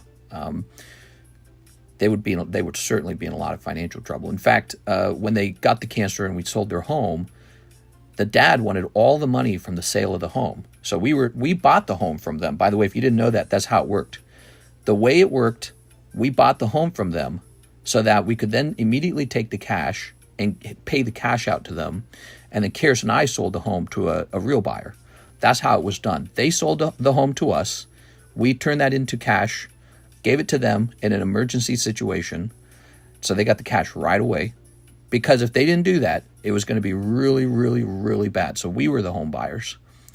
And then we turned around and sold it for the full value. Now, the dad just wanted us to give him that money for the full value. What we actually did is said, we're going to spend it for you. The dad's idea was to get an apartment with monthly payments and then to take the rest of the cash and do what? More missionary work. He wanted to go to like Africa or something. That was his plan. He wanted to spend the money doing more missionary work. And then he would have a monthly apartment fee, and they live in a tiny apartment. What we actually did, we took the entire amount and used it to buy as much home in the most strategic way possible. So all the money got planted into a home, and the dad never got to touch it. So that's what we did. And I thought, looking back on it, we were very clever for that. Had we not done that, all that money would be gone. Here's Justin. So he never got a hold of it, and that was important. Nidoking in one Poke Shuffle and one Raw Shuffle. Ooh, okay, there it is. Should have done more missionary work with the wife. That was kind of why she was dying, is because they weren't taking care of her medically. So she got to stage 4 cancer because they were ignoring it and spending their money going on missionary things instead. It's almost like Jesus will take care of her kind of situations. You know how I feel about that kind of stuff. I'm not very religious. It made me very angry. Here it is, Mr. Justin, one spot in the Nidoking. We'll lay hands on her and Jesus will heal her. It's up to Jesus, that kind of stuff. No, you spend all your money getting it taken care of properly. That's the trick. That's what I see. You got to get it taken care of. All right, but so it wouldn't have been stage 4. Had I been in charge of things, it would not have gotten to stage 4. No way, because it was totally. You could have screened for it sooner. Oops, there it is. Hell's bells. No more missionary work if you can cover basics. Can't cover basics? I'll beat some sense to dad. Like, listen here, man. Don't you want some labubu's? I'll tell the dad the Bible's probably written from some homeless man. What? You will not think of you well if you say stuff like that. He's very religious. Here we are. He will strongly disagree. So, Justin, finishing off the Nidoking. Let's go ahead and run the Nidoking, and then we'll take care of the rest of your order. So that's my experience with money mismanagement. I've witnessed it. Karis and her family should be wealthy today. And Karis thinks about that herself all the time. She's actually devastated by it. She kind of knows roughly how much money they received. We know the mom received almost $1 million in investment money. And they squandered all of it. They squandered the entire amount. So it's awful. And Karis should have inherited a big thing from her family when her parents grew old and passed away. Instead, Karis and I are almost certainly on the hook to pay for all of their medical treatments because they have like zero cash. They live paycheck to paycheck at this point. And so squandering is a real thing. That is a lesson. You ever hear me or feel me being very strict, very Scrooge-like? I'm almost like traumatized from all this stuff. I'm not kidding. First her parents, then my parents. My parents were actually very frugal, extremely frugal, like to a fault. We were like living in the Depression all the time because we have 11 children. So we had a real legitimate reason to feel so bad. There were 11 children in my family. We couldn't afford anything. We couldn't afford birthdays. We couldn't afford Christmas. We couldn't go out to eat. All the children around me had toys and stuff. And, oh, look at this, look at that. Oh, Nintendo 64. Well, here's my Game Boy. I didn't get any of those things. My parents were constantly at risk of losing their home. A small sardine-sized home, sardine tin-sized home that all 11 of us were squeezed into at one point. And so I was like traumatized from that, being so impoverished. I was like covered in sawdust working in a garage, and my friends would come home from public school and look at me like I was a weird peasant child, which I pretty much was. I mean, it's not an improper way to look at me. You know how that leaves you feeling, seeing everyone else live normal lives and you're like working in some garage, not being educated? Give me a number. And then I meet Karis and discover her family's got like this dark hole of money eating themselves. Like they just can't save themselves from it. I don't understand it. Brandon says 4. 1, 2, 3, 4. So if you ever hear me sounding a little financially strict or seeming a little Scrooge-like, or like I don't spend enough, I work all the time or something like that, it's on my mind. All these memories, all these experiences, they're still there. They haven't gone anywhere. They're memorized, you know, and it's a part of my identity. It's a part of my experience as a human. And so if you want to meet somebody that will teach you to be more careful with your money and go from rags to riches, I'm a great example of that. I worked very, very hard, and I invested everything. And it was a risky investment too. It was like something super speculative. So, but I invested heavily, and I worked very hard, and it just works. And that's the American dream, right? People still, they're very negative about the American dream, but I think it's still possible. Just harder, maybe, than it was for, it is for us than it is for our grandparents. Give me a number. Halt, Mr. Wait. Justin didn't want to stop. Justin didn't want to stop. Not what I wanted for the order. Oh, I see. So you're trying to purchase the next one outright. I get it. Okay, guys. So let's do this. No problem. So let's grab these. And this would have been Justin. Justin's actually purchasing the next Nidoking. Sorry about that. The way you phrased it, I didn't catch on to that. I know we talked about it, but my brain just saw Nidoking. I said, okay, one spot in the Nidoking. All right, Justin. You know what, Justin? If we had worked the rest of your order, if we'd actually prepared the rest of your order before doing the break, I would have noticed that the rest doesn't add up to 215. But since I went straight to the break, I never actually calculated the rest of your order. Okay, you ready? So he just wants to buy a Nidoking outright. I'm going to do that for you. What do we have here? We got any more Nidokings? We happen to have more Nidokings. All right. Have no fear. Nidoking is here. Sorry, I didn't want that to go off. Would have screwed everyone. No, it wouldn't have been any harm. You know what would have been interesting is if you had pulled it out of that break. Would not have that have been interesting? There we go. All right, so this one is yours. Is that the heavy slab? That's the heavy slab. Nice, dude. You got a nice slab for that. All right, no problem, Justin. No harm done. That just means we got one more spot on this Nidoking, guys. One more spot. Somebody should buy it. We were this close. This close. There we go. Law, maybe should have waited then. Yeah, I mean, technically, if you had pulled it out and it had just gone to you, you could have just kept your mouth shut. And if it had failed to go to you, you could have been like, I didn't buy that. But it's nicer this way, isn't it? It's nicer for you to tell me. All right, here it is. Nidoking. Okay. Appreciate you letting me know. Ooh. We cultists look out for one another. Setting this over here. Cultists. Good. One Poke Shuffle, one Raw Shuffle. Let's get it, Mr. Justin. All right. All right. 1, 2, 3. And 1. That's one Poke Shuffle. Let's get that Raw Shuffle. All right. Let me get my Razor Blade. I'm going to create a new box for the Raw Shuffle right now. About halfway down. All right, I'm going to make a new box for the Raw Shuffle because I'm tired of it not fitting on the table. I don't want to have to zoom out. Let me get my box cutter. Is this a good one? Let me see if this is a good one. No. It's about as good as it's gonna get. And then let's see how this can work. How did I normally do this? How did I make that last one? About halfway down, right? Maybe about right there. Okay, trying not to cut my stomach open here.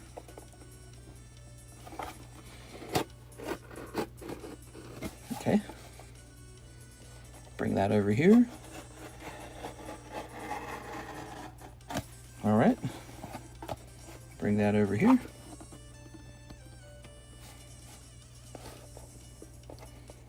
Okay, give me a second.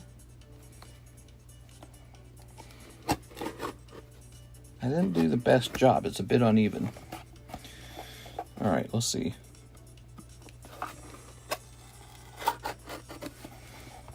How did I do this so well last time?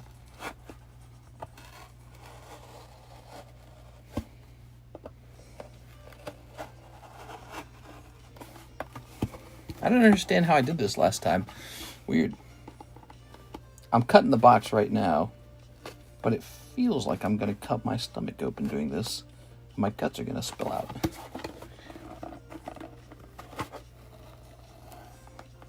Did I use scissors? I didn't use scissors on this, did I? Let's see if scissors work. Oh, I might have used scissors. Huh. Let's see. No, it doesn't feel like I used scissors.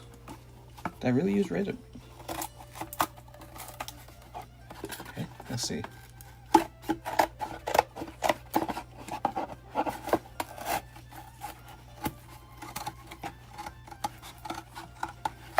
Whoa. Okay.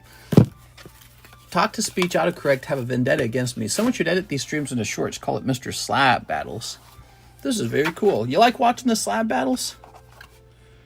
All right. I'm glad you like them.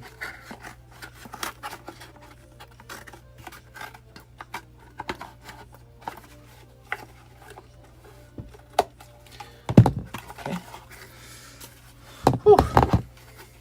Kind of a slow Tuesday, isn't it? Look, 76 people. That's a typical Tuesday for you guys. Don't go anywhere. We got a free booster box for the Tuesday nighttime stream for you loyal viewers. Appreciate you being here. You could have been anywhere, but you're here. You're going to get a chance for a whole booster box. We're going to start that soon, I'm sure. Okay, I'm just making a mess over here. Making a big old mess. Carving the box up a little bit. Okay, now, should I toss this? Good.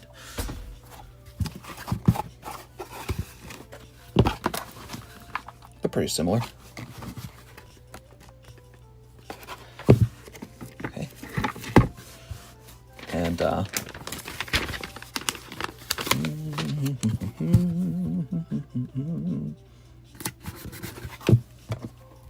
free booster box. Oh, it's free, man.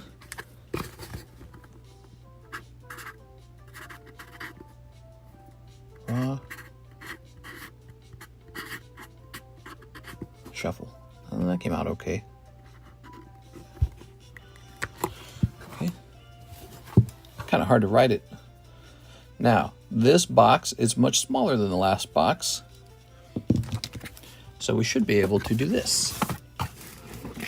Take all these, like this, and just transport them over here.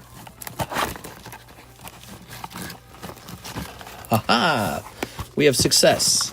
So we have transported all the raw shuffles over here. And now I shouldn't have to zoom out every time I want to do one of these.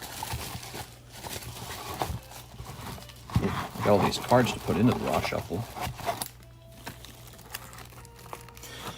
We have suddenly sold a ton of raw shuffles. People just suddenly have a little bit of interest in it. Sort of fits on the table. I like to do it like this. Okay, so show off the Trump Playboy box. We got a Donald Trump Playboy set where you can pull an authentic Donald Trump card from the past before he was famous. One raw shuffle. Mr. Rhyme and Starmie. Mr. Rhyme and Starmie, huh? That's a cold one. Okay, cool. Very nice. So that's for Justin. Justin with the JU.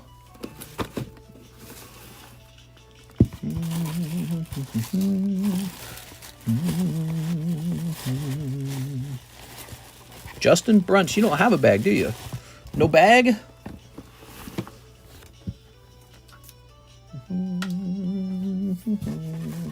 Fresh bag. We're big MAGA fans here, says Alex. Oh, is that the case, Alex? We are. Justin Brunt.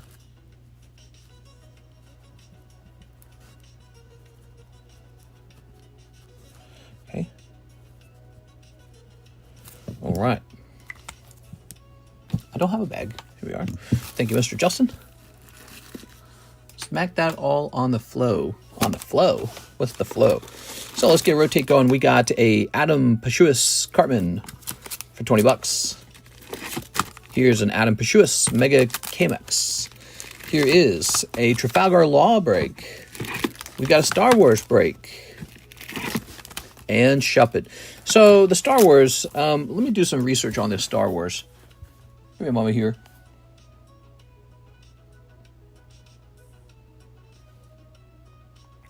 I feel bad that the Vader is stuck. The Vader is not a Pokemon card. Okay. So we're changing this Darth Vader one more time to help him get out of here. All right. He is not a cheap card. I paid a lot of money for this. This is a hand-drawn Darth Vader. It's a Topps. It's a Topps drawing. This is now a 1 in 6 card. He's not a Pokemon. I'm okay if we lower the price. Some stuff will not have the price lowered at all. This one's going to go down to 1 in 6. That is Veronica Luro, Sketch Darth Vader. 1 in 6. We have 2 people in here. Now we just need 4 people. So that'll go off. That'll go off. We'll turn that into a star card if we need to. But he is even easier now. So your odds are better. Your odds are better now. All right, we have an order of Steven Gonzalez. 5 Poke Shuffles. Heck yeah, dude. Smack that. Give me some more. Smack that till you get sore. How old is that song? 1, 2, 3.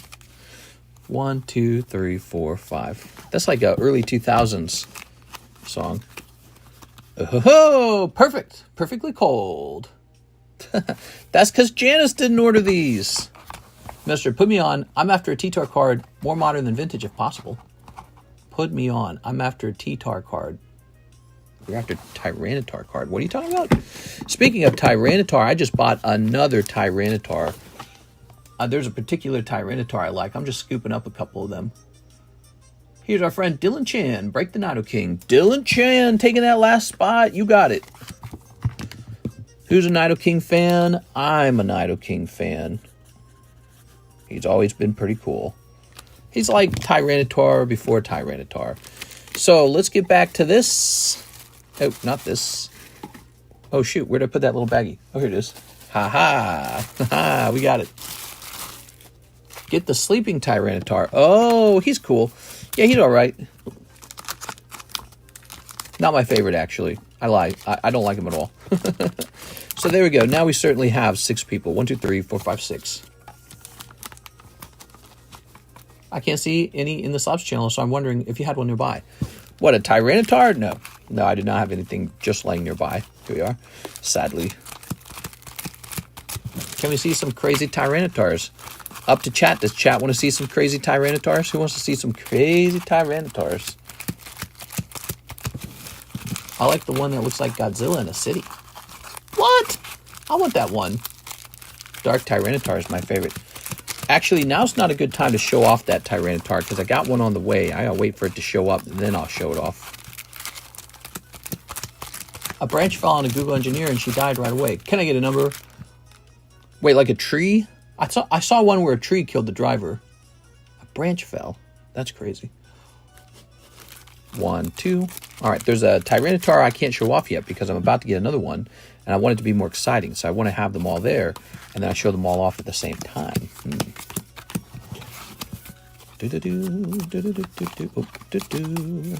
Yeah, in Yosemite. In Yosemite. Okay. Get Mr. to read them. We can add a beat and get a viral video of Mr. singing the song. That'd be funny. All right. Give me a number. Give me a number. Delta species 1 is cool. 3. 1, 2, 3. I spent a lot of money to acquire the Delta Species 1 in the past. It was one of the most overpriced Delta Species card. But I bought it anyways because, again, I'm just a Tyranitar fan. Philip Adornato. Oh, star card for you, Philip. Okay, cool. Well, this is exactly how the last time opened up. It opened up with the star card. So is this going to be Is this going to be Nidoking? No, Beatrice missing the Nidoking. Here's Reen. Sorry, Mr. Reen. Here's Nathan Gordon. Could that be it for Nathan Gordon? Oh, Nathan. Holy. We also have Dylan Chan. Sorry, Dylan. And Victor Kokiko. Sorry, Victor Kokiko. I'm sorry, Victor. So that's it. Nathan Gordon sniping himself a Nidoking for $40. How about that? If you've never been the person to pull the slab out of a break, you have no clue how nice it is. It's extremely nice. It is, especially when it's a big break. Very energizing.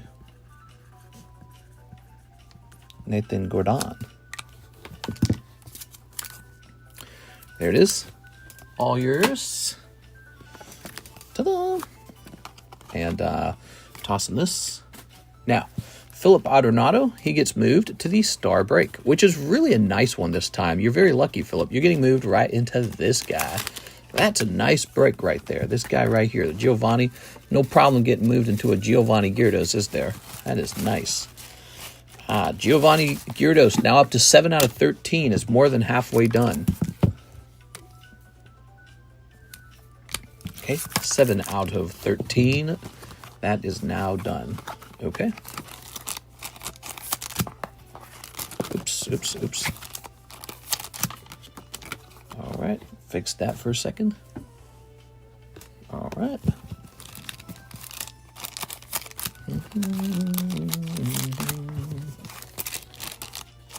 Grab that. And grabbing this.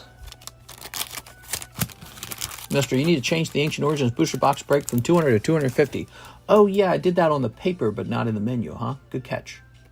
So, Ancient Origins, guys, 2 boxes recently sold off of eBay, and now the price is even higher. Crazy. So, our booster pack price is now $250 to get into that Ancient Origins break, which, by the way, comes from a fresh case. Extremely good. Extremely good.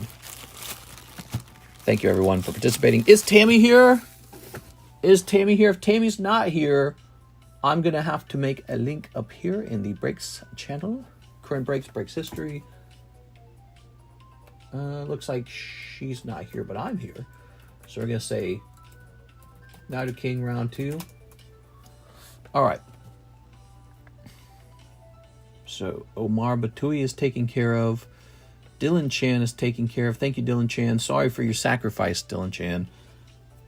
Oh, and also, we are starting a fresh break. This is Illustration Pikachu. Pikachu.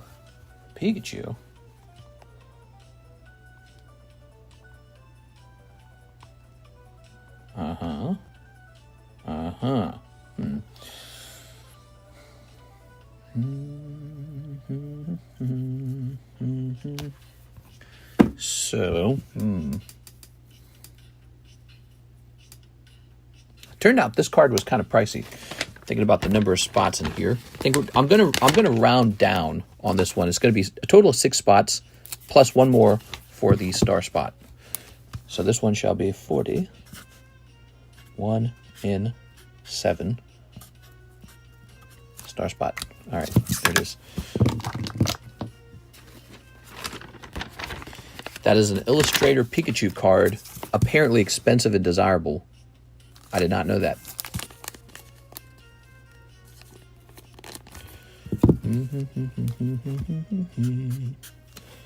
There's the lightning mark.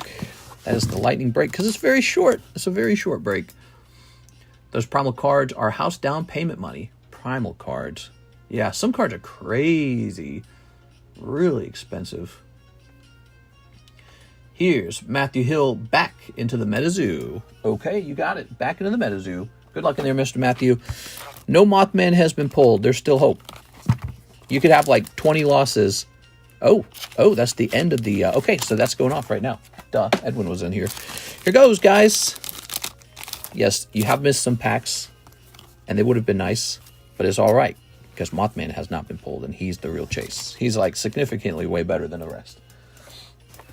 Here goes. This is the gym break for the MetaZoo pack. Good luck in there. They need to make Mewtwo's Pokemon set like the movie where he becomes the trainer. Oh, that'd be pretty cool. I don't think they're going to do that, though. They don't do stuff like that. That's way too cool. You know what I've always said they need to make? They need to make a Game Boy set with the 8-bit artworks. You know, they could do, like, various games. Okay, here goes. Oh, Edwin with the advantage. He's got the Switch. Okay, Matthew pulling. Oh, computer search. Oh, my God. Right off the bat, Switch and computer search coming out. Okay, well, it's an auto battle. Here goes. Mewtwo is 280. Wow. And then Articuno is 120. Well, he doesn't want to use Switch on your Articuno. You can use your computer search to pull out a stronger Pokemon than the Mewtwo, but then he will use his Switch and almost certainly beat the next card because Mewtwo's too strong. So I'm not going to use the computer search. Your odds are, you can pull out the one dude, the Crocodile Skeledirge, and that will beat the Mewtwo. But when he switches your Skeledirge out, there's not a lot better than the Skeledirge. So I think that's the second strongest card. So we're not going to use computer search this round. Next round, so you lose round one.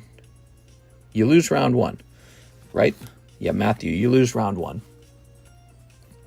Switch, Genrip. Yeah, you could bring out Skeledirge. He'll beat you with Switch. And it's better to save your computer search for another round, maybe? Let me think about it, actually, because if you lose this round, you're not allowed to lose the next round. You will force him to waste his Switch. He'll have to use his Switch, and you'll use your computer search. But he'll still win. Yeah, so I say save it.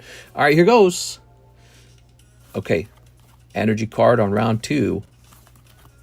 Raticate. Ooh, and he's going to pull. Oh, Ditto. Ditto is 70 HP. So you don't beat it because he's going to use Transform. It doesn't matter what you pull out. Ditto will always transform. And he's not going to use Switch on you because there's nothing to switch into that Ditto beats. Ditto only ties. So this next round's a tie. He could swap out the Raticate, but he can't beat anything he swaps out to. So once again, the trainers are unused. This is a very complicated round. This is very complicated. Okay, round number 3, I suppose. So Edwin's up by 1. Round 2 is a tie. Round 3, Garchomp. Oh, no, dude. Garchomp is pulled. All right, he's just getting stronger Pokemon, too. That's your problem, is he's just getting stronger Pokemon. Oh no, Robska. You're not allowed to lose this round. Oh no. So you have to use your computer search. You're not allowed to lose this round. You have to use it.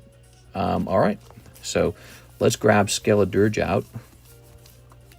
Skeledirge. There it is. Skeledirge beats Garchomp, but here's the problem. He should lose this round. But he's going to use Switch on Skeledirge. The Switch has been used now. Computer search has been used. And that is going to force out the next card off the top. Here goes. It's Tyranitar. It's the end of the match. So there was just no way to get him. He had a good trainer card just like you. But the real problem was each round he was pulling out a big, strong Pokemon. What are you going to do about it? Dang, dude. What you needed to beat the Garchomp was for... Nope, Serena wouldn't have beat it. Lugia wouldn't have beat it. Nah, that is just nasty, too. We can also think in hindsight if it would have been better to use the computer search on the first round, but it wouldn't have been. He would have just pulled out, like, just a low HP Pokemon. And so, yeah, he would have won this round anyways. Maybe it would have changed the outcome of something else, I don't know. But that's an auto battle, and I try to make the most logical choice for... Wait, Edwin's on the left. Oh, Edwin's on the left. Oh, yeah, I had said that, right? Edwin's on the left. Okay, yeah, my brain was confusing it. Why did I think Edwin was on the right? But no, it's correct. So Edwin took this round. Crazy, dude. That was the most complicated gym break I think I've hosted. Lamb sauce number 1. Oh, man, tough but good. Did we pull the Sanji manga? Nope, we have not pulled it. We need you to keep going deep on it. Go deep on it. Go pull them. We need a Sanji manga. Come on, guys. Where's our Sanji? All right, sorry. So, I was rooting for you, Matthew. You've had a couple losses here. You've had a couple misses. Mr. Edwin, congratulations. Let's see what you pull. Very technical. Yeah, my job is to make the smartest move for each player, and some of that, I can't predict what's going to happen next. So some of it is just a coin toss, right? Some of it's just a coin toss. And there's no rule book saying exactly what I need to do next. Gigi Bird, the Skeleton's Lanterns, Chibi Mothman, Lightning in a Bottle, Balancing Beam 2 times, Lightning Storm, Power Up Red. Oh, one looks kind of nice, actually. All right, there it is. Power Up Red. Okay. Mr. Edwin. What do you think of that, Edwin? Was that fun? I think Edwin had fun. Here we are.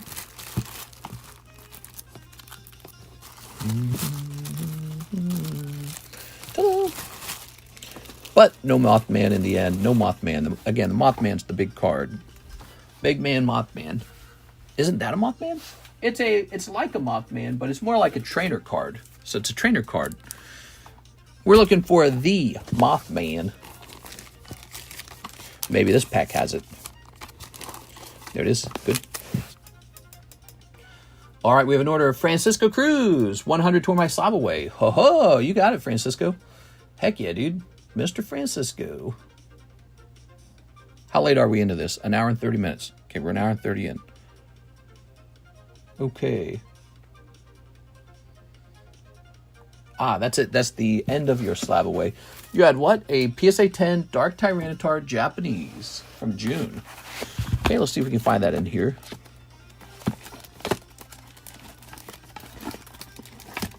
It's almost August, if you can believe it. Can't believe it.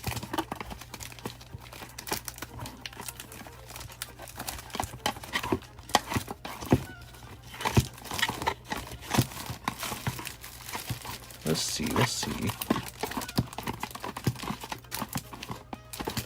Oh my God, is it not going to be in here? Athem, Kaihua, Francisco Cruz. We got it. Good. Oh, yeah. Oh, good pull, man. Look at that. Holographic Dark Tyranitar. Not bad at all. Why did I even sell this? I love Tyranitar. Why did I even sell this? It's cool as hell, dude. Congratulations on that, man. Awesome. Great pull. That's a fantastic card. That could have easily been a break. Okay, now, 5 Merlin 1 stickers. We got to pull Charizard. Merlin 1 stickers. They do contain Charizard. I believe to get us started there, we need to get a fresh box of them. Okay, so let me go get a fresh box of Merlin 1s. I also love Tyranitar. We both love Tyranitar.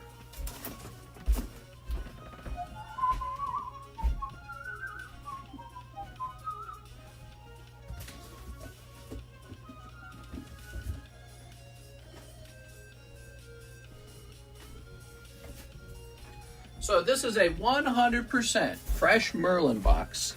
I've not priced up Merlin in probably a year. Time to price up Merlin. Time to see if it's changed, I should say.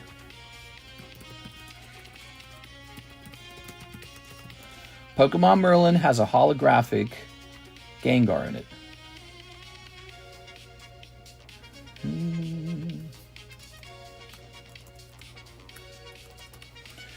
Okay, let's see. That is a 100. Not only is that a fresh box, it comes out of a fresh case. I bought a case of these back in the day. Merlin stickers are at $7. So Merlin sticker number 1 shall be $9 from here on out. Merlin sticker 2 will not even be on the menu. There's no Merlin sticker 2. They're too rare. Merlin sticker 2 are put away. Merlin sticker 1, $9. So, but you're going to get yours at $7. Congratulations. You got to get 5 of these. Rip that off. Oh yeah, fresh. You could pull a hollow Gengar out of here and he could grade 10. If it's a good one. You never know. Okay, let's see what we got going on here, man. I should have bought more. They are nice. We hadn't done a price update on them since like last year. So now we're in almost August, if you can believe it, guys. Can you believe it? It's almost August. The year is over, guys. We're going into the fall. August, that's like the transition from summer to fall. Transition month. I can't believe it. All I've done is open Pokemon cards for another year of my life. Now look at that. Guys, if he could get that to grade 10, what do you think that would sell for? Like 150, 200 by itself? Crazy. So time to take another look at these Merlin stickers. They got Gengars in them. Plural. Gengar non-hollow with the logo and Gengar hollow too. This is good stuff. Now, pack number 2. Merlin stickers. New Pocket TCG packs released, and some arts aren't even released yet. What? So we've got, oh yeah, got you a Charizard, just like you said you wanted. So in this set, there are 2 Charizards, but they're both non-hollow. But they can do, I think there's 2, right? There's 3. So you can do good with this Charizard if you can get a 10 on him. He can be worth some serious moolah. It kind of reminded me about these Merlin stickers. I had to open some and grade some. You can see it under the games channel in Discord. What? Timmy? Really, Timmy? Timmy, who do you think you are? Let's see. Scroll, scroll, scroll, scroll, scroll. New art coming soon. Ho-oh. Oh, meaning that they haven't even shown it off or something. Ready? All right. So you can buy a pack of it and you don't know what it looks like. Tammy, you better not be spending your money on virtual packs. Here we go. Lapras. Oh, Lapras. Who doesn't want a nice little Lapras? You know what? You know what? With these Merlin packs, do I even want to sell these? I don't even know if I want to sell them. I might just hold these. Here it is. Grab this. Oh, it's free. That's how they get you, Tammy. They go, it's free, it's free. And then they go, you get 1 pack. Go, here's Slowpoke. They go, you know what? You could buy some packs. I actually don't know how it works. I assume they have an option to buy packs. Am I wrong? Do they have an option to buy packs? They are. Magmire. Executor. Mew. Me. I spent a lot of time, but I didn't spend. You know what? That's the way to do it. If you're going to play an app that gives you free to play, you got to be strong and not get tempted. I just realized there's a large stain on my sleeve. Ugh. Here it is. But I've seen people break down. I've seen it. We played Smite. You played Smite before, Tammy? And I was so strong about not spending any real money on Smite. But Karis, she gave in. She's like, well, we played it for this many hours. We should just buy some. I was like, Karis, no! I was like, it defeats the principle of the thing. Here it is. I want to support them. Oh, my God. So that is for our friend Francisco. So not in this household. I ended up spending up money. I played League. Oh, yeah. Fun games, by the way. You played League. Have you ever played Smite? I played like over 1,000 hours of Smite. Karis and I played together many times. We were pretty good. There we go. Okay. The thing is, if you end up having enough fun, you feel like you owe it to them. That's the problem. You're like, oh, yeah, I could spend some money on this. I enjoyed it so much. There you go. Good. All right. Let's get a rotation here. Here's this Pidgeot. Here is a Rocket Ball. Here's a Polishmode. Poor Politoed. He actually went up in price since we ever put him up here, and no one has acquired it. Okay, and Porygon. Let's take a picture real fast. Same for Valorant. Never played Smite. It's fun. I like it. It's the same concept as League. It's the same type of game, but it's 3D.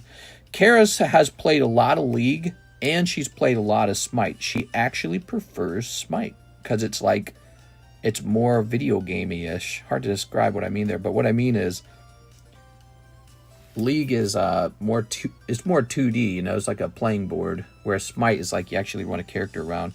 Let me retake this. All right. Very good. It's a very salty, sweaty game. They have a funny way in Smite to communicate to each other, like in whole sentences. It's very unique. I don't think I've ever played another game like it. Basically, with your controller, you push the talk button, which might be like LB or something like that. And then there's a button combination that you can click in to do a certain type of like predetermined message, like over there, or I'm retreating, or something like that. You know what I mean? And people really abuse that system to like shout at you angrily. So there's one, you can say, you rock. And people say that over and over. They like spam it when they're really mad and they want to yell at you. You rock, you rock, you rock, you rock. They do that right after you die or something. Like they're trying to beat you up a little bit. It's so fun. Very fun. But I've never played a game that had that built in.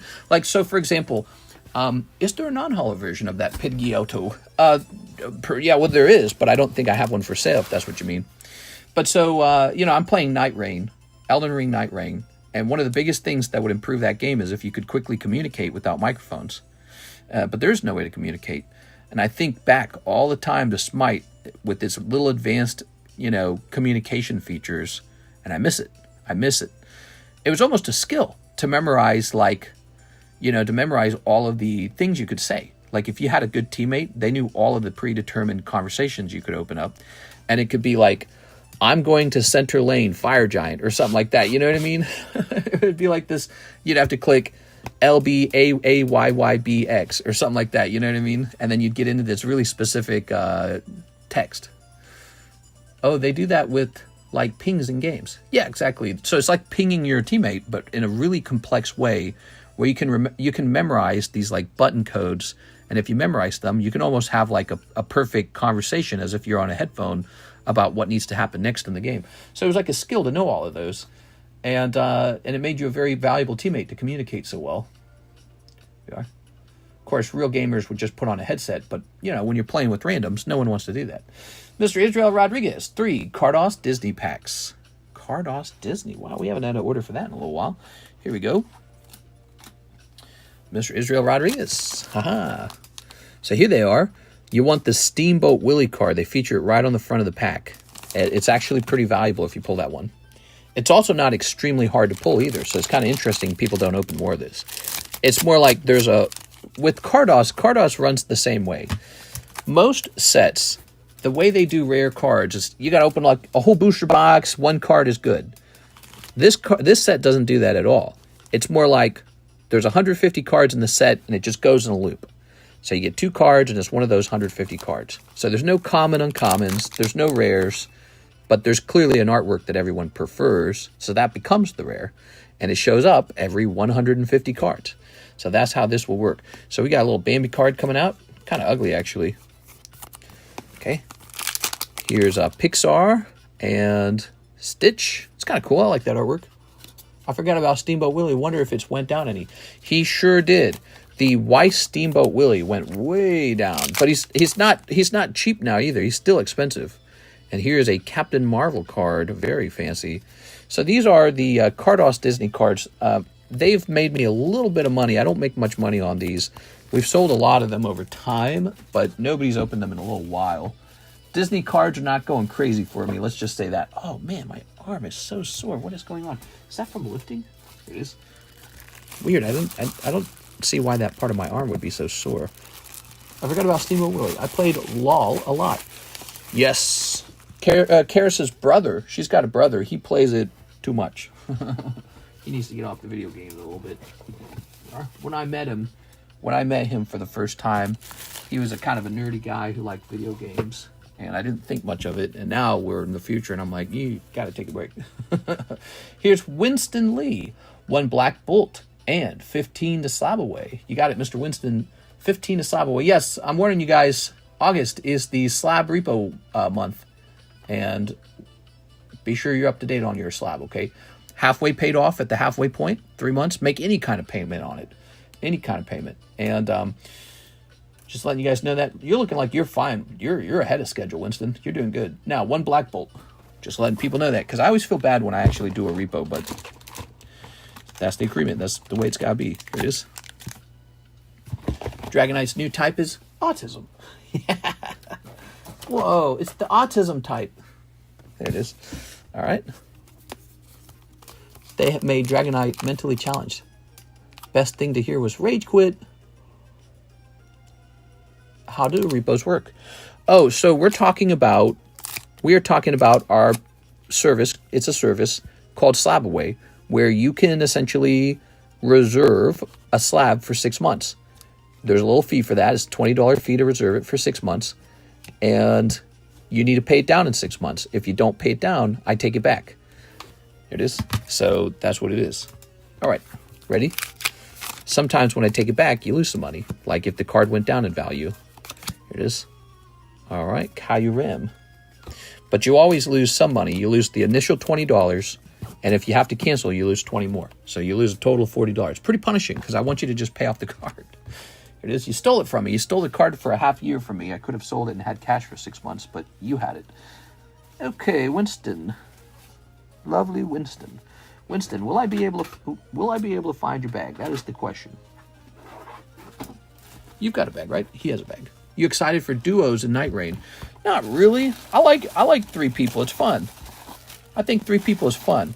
If they had like special duos rewards, I would be excited, but I'm pretty sure they do not. This is a super expired bag. And we need room in the Z boxes nowadays. Z boxes are full. So duos, my wife and I could just play together as a team, but we actually enjoy having a third person. That doesn't sound right. Woo! Party animals! We're looking for a third person right now, in fact. Let's see. Winston Lee. What's your IQ? What was it like for you growing up? I have no clue what my IQ is. I'm a talkative guy. I was a B student, so I wasn't like a sharp A student, okay? But I'm a talkative guy, and I do very well in video games. I've always done well in video games. But you don't have to be 200 IQ to be successful in this world. You just got to have a sharp awareness of reality and understand how it's all working. And then you just have to do what you got to do, which is, so if you analyze the world properly, you'll make money. People who struggle with like setting up their life, my opinion on them is that they might have a little struggle with something called delusion. Doesn't mean you're in the loony bin or anything. Just means that you have opinions about the world that are inaccurate. And that's pretty normal, actually. I think a lot of people are delusional about things, one thing or another. Maybe I'm delusional with not going out and having more fun. I don't know. So this guy had Disney cards, and he doesn't care for them. All right. That is a very expired bag from 4/23, updated on 3/24. It is now very old. This is an old expired bag. Let's put it in the old expired bag box. All right. 3 is fun, but 4 is a crowd. Most high IQ profiles have lower grades due to grading standards. Well, I had lower grades because I just didn't care about what it was I was working on. And when there's something I really care about, I work pretty hard on it. I tend to do a good job. So I could have been an A student if I just worked harder. Karis was a straight A student. She must have had like a 3.8 or 4 or something around there, because she just got A's in every course. Not every course. I know a course she did real bad in. Ironically, it was a course I did really well in, and it was a lower level programming language course where you had to work on understanding the hardware side, and then you had to understand like the very first language the computer uses with itself before it starts communicating, before it communicates with like the operating system and then eventually, everything else. But so it's I can't remember the name of the course either, but it had this, it had this really difficult to learn software. It was difficult because it was so basic. If you go learn Java and all this other stuff, you're learning like, syntaxes, which takes a little bit. You're learning libraries, which takes a little bit. And then after that, is just many of the basic ideas in software are the same. Like, okay, you got your structures and all this stuff, and if and for that, and you organize it correctly and it loops. But, you know, learning the beginning language that the computer uses to talk with itself, and it talks with the, you know, the memory banks and all that. I can't remember. It's all such a long time ago. What are those called? They were called something with an R. I can't remember. Not reserves, not receptors. It was some word. I can't remember. But so the computer talks with itself in order to even reach the operating system. Would you ever get a Neuralink implant? Oh, man. It is tempting. I'm scared like anybody else, but it is so tempting. For me, if I knew that it was 100% safe, like it didn't ruin your brain, hell yeah. I would just go for it. Hell yeah. Let's do it, you know? Let's live in the future, guys. Before you're dead, you're going to die anyways. Let's live in the future. Here's Snorlax. It's 666, Mark of the Beast. I'll get hacked. I identify as a hexadecimal. I'm sorry. I'm looking to reserve the CGC-10 Jirachi from EX Deoxys. Would you do that? Yes. It costs $20, and then you also have to put $20 down. So to get started with Slabaway, it actually costs $40 to get started. $20 goes to me. It's an irreversible fee. You've lost $20. $20 goes toward the card. So now you've paid off the first $20. And now you have 6 months to pay down the rest of the card. And we have one rule to look out for. You need to make some payments on it before the 3-month mark. Technically, the rule is it needs to be halfway paid by the 3-month mark. I don't generally apply that to most cards. All I need to see is that you made some effort on it. But if you just, you know, if you did one $40, you know, the opening fee, and that's it, and then you just abandon it, by the 3-month mark, we'll even pull it back by then, because we know that you're just ignoring it. So you got to make some kind of payment on it within the first 3 months to show that you're invested. You know, you want to see it go off. There we go. I'm looking to reserve. I got a dig for my IQ. I also Metalzard sold for $1,500 last night. I'm up double so far. Dang, dude, that's so cool. Metalzard. All right. I identify as a hexadecimal. Here's Jose Redondo. Ship my slabs, mister. I have that Bubble Mew. Ooh, you're wanting that Bubble Mew back. You got it, man. Oops. Jose Redondo. All right. I always thought I was kind of smart. I was really, really, really good at chess. I would go into a chess club and just right away become the best player in the chess club. And it's easy for me to say that because that was basically how it worked out every time. It is. That's where I met Karis. I met her at the chess club in college. And it was my first day joining that chess club. And I proceeded to just beat every guy in that chess club. And there was, when Karis walked in, it was me sitting on a booth under a table, or under a stairs. And it was 3 guys, you know, staring at the board, kind of telling each other what should be done next to try and get me on the chess game. So I'm a big, big, big chess fan. I really like it. No, I shouldn't say that. I'm not a big, big chess fan. I don't play it anymore. It's too boring. So I like Advanced Wars. That game's kind of like chess. And I must have put like 10,000 hours into that game.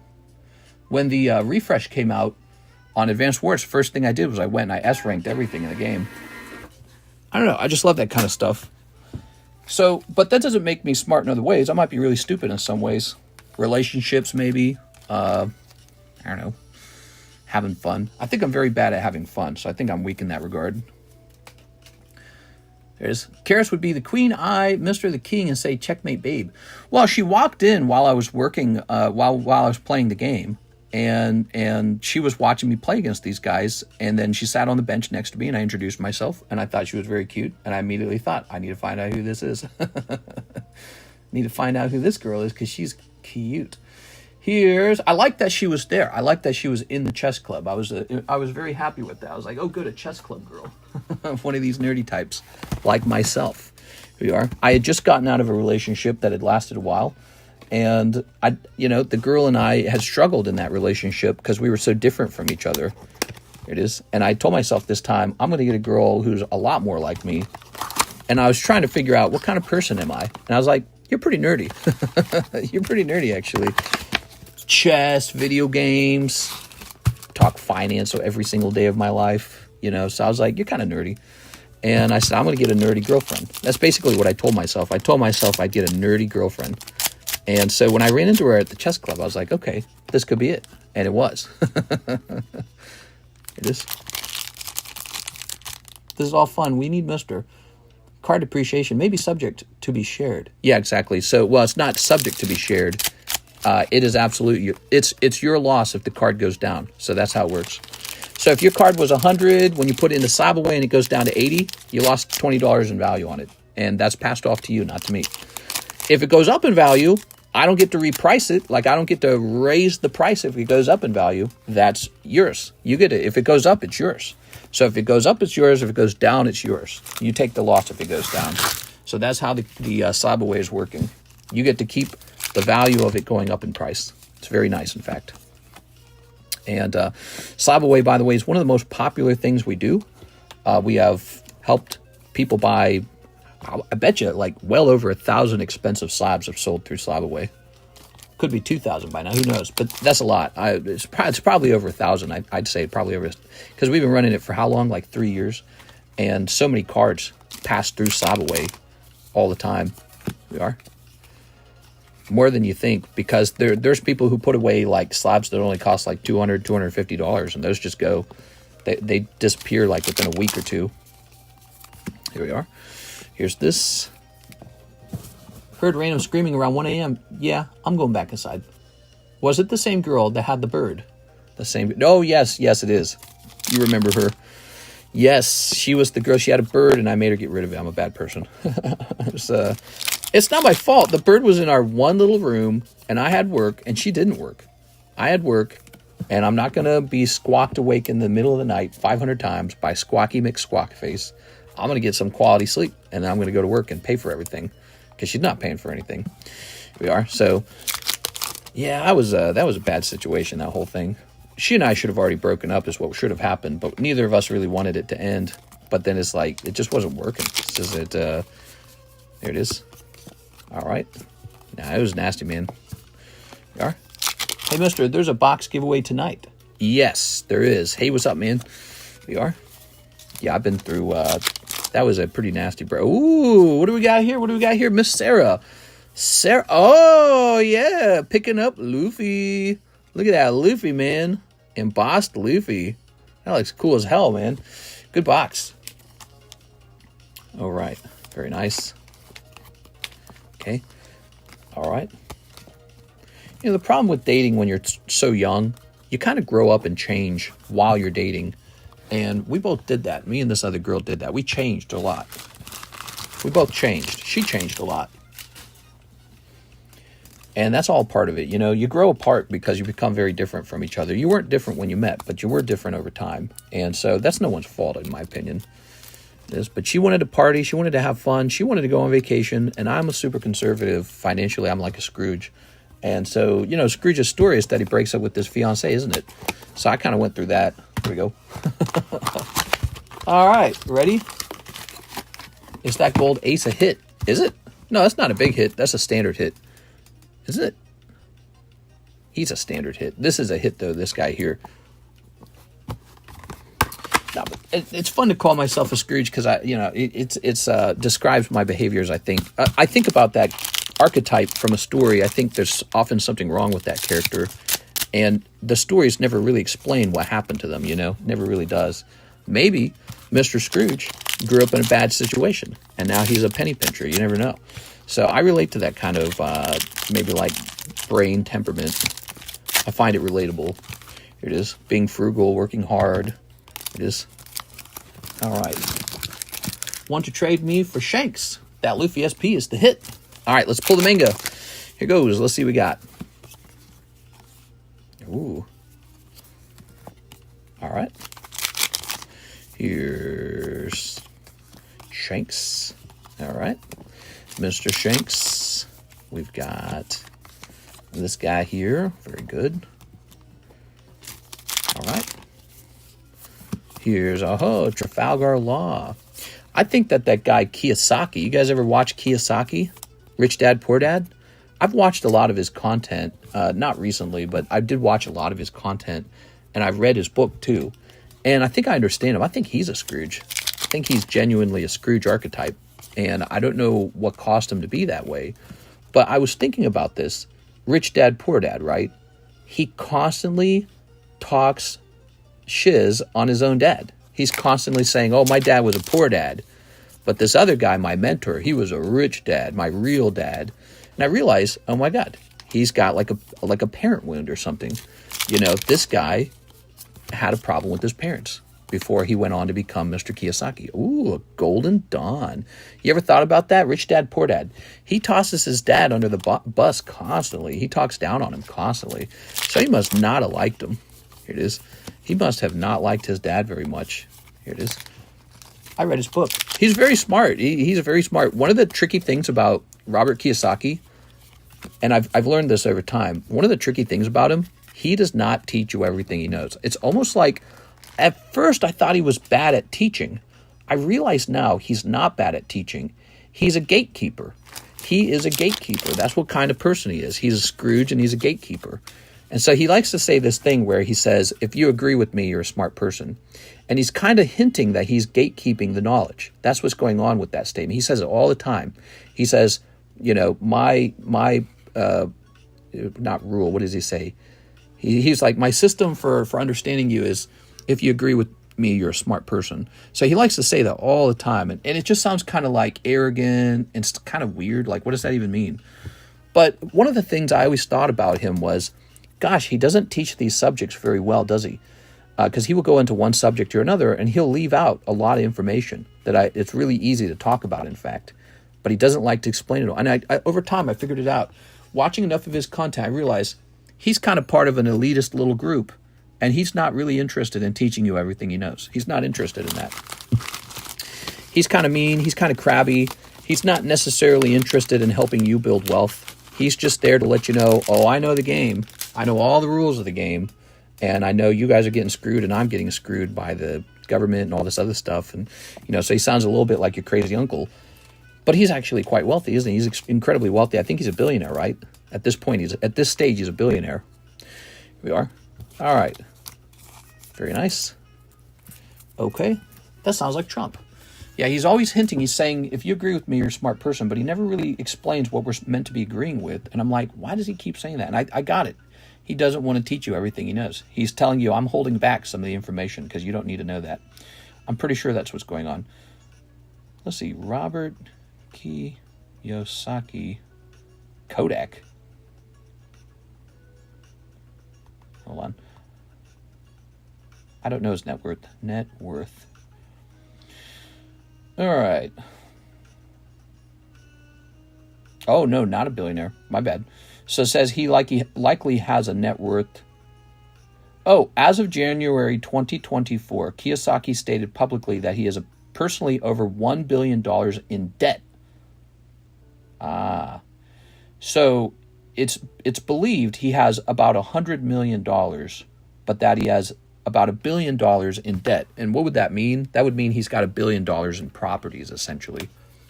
$1 billion in properties. So if those properties continue to move up in value and not collapse, then yeah, he is, on paper, he's a billionaire, but not in reality, not unless he sells.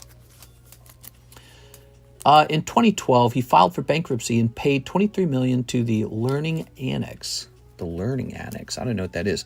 Take a look at that. He's a very bitter guy. It is. He doesn't like stocks. He thinks the stock market is highly manipulated. It's really interesting. Here it is. All right. Ooh. But every time he talks, he sounds like the most bitter guy I've ever heard. And all I can think is like, was he born bitter? Or did he become bitter over time because of his experiences with people? And you know what? Over time, I suspect he's had some nasty experiences and it made him bitter. That's my suspicion with that guy. He saw things and experienced things that made him bitter over time. Yeah. And I suspect he has a very low view of the world and population of the people.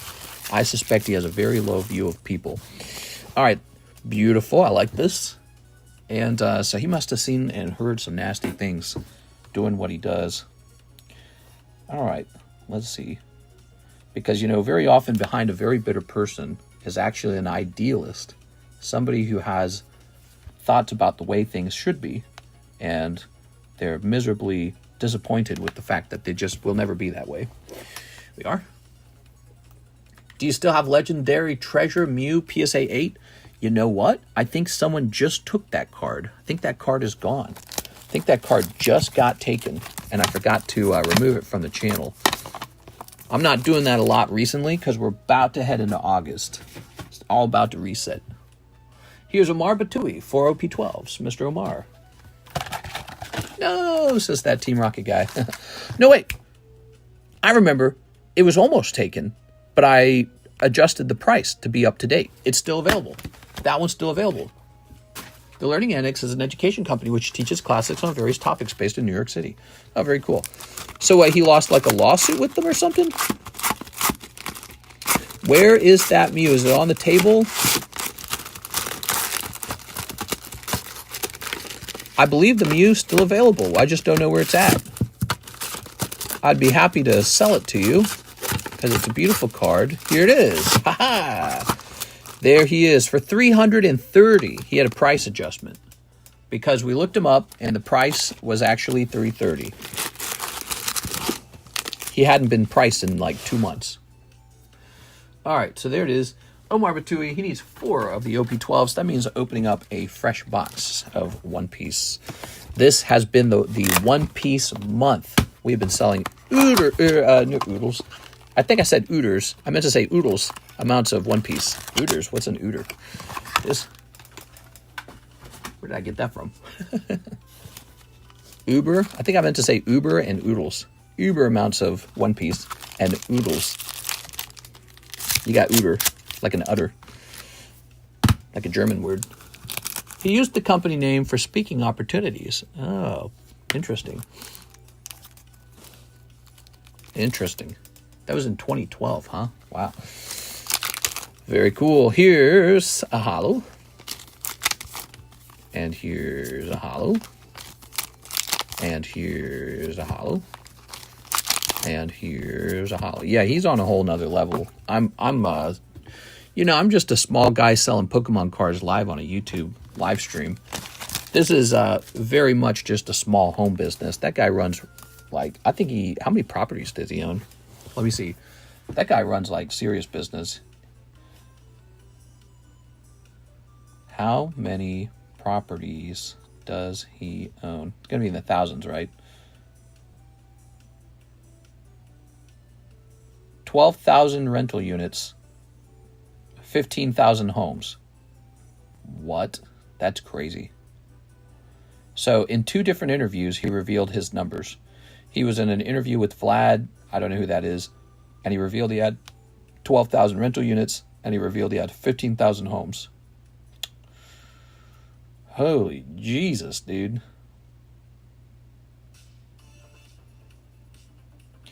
Man, I don't know, man. He's on a whole nother level. He's on a whole nother level. I might become a millionaire selling Pokemon cards profitably and taking big bets on Pokemon, but he is going to be a billionaire with his homes. He doesn't like to say he has any money. He says, I have no money. I only have debt. But, that's just a fun, ear-catching thing to say. Obviously, those homes are worth cash. So were he to sell all those homes, who knows how much cash he would end up with? Because if it's $1 billion of debt on the homes, that's what's left to pay down on the homes, right? So he could have $2 billion of value. Who knows?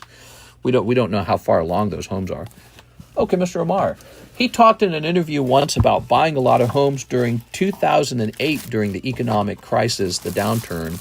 And he said that was the single biggest wealth transforming time period for him because he was buying up tons of houses for a fraction of their value and then turning around and renting them. So he was doing what places like, BlackRock, or I guess this place Blackstone, wanted to do. He was doing it before them. Kind of like being early to the crypto game or being early to the Pokemon card game. If you get in early with something, you do better than everyone else because you got it so cheaply. And yeah, it's crazy. Wonder what the next big thing is. What do you guys think is the next big thing? This AI maybe? Investing in AI companies? I don't know. Okay. AI is going to be huge, man. I feel it. I feel it in my brain. AI is going to be huge. Do you have another phone in case this one messes up? I do not. Well, no, that's not true. I do have another one. I just don't have it set up to stream. Why? Is this one messing up for you guys? Do you feel it? Is it messing up?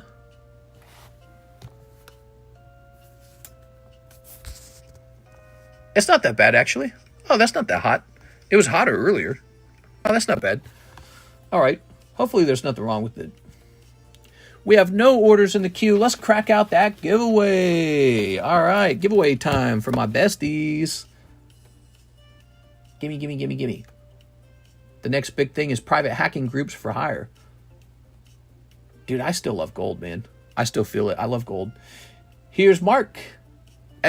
I don't even view gold as like a good investment. It never really performs the way crypto, the stock market, real estate, or Pokemon cards perform. Pokemon cards, by the way, being probably one of the top assets of 2025. What if I ask ChatGPT that?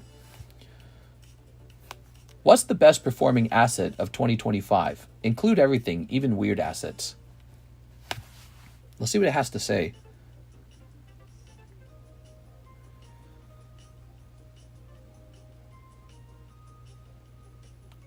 Gold up 30%, silver up 27%, Latin American equities up 22%, European equities up 14%, other assets and niches, stock picking hedge funds, private credit, real assets and infrastructure, cash, top overall winner gold,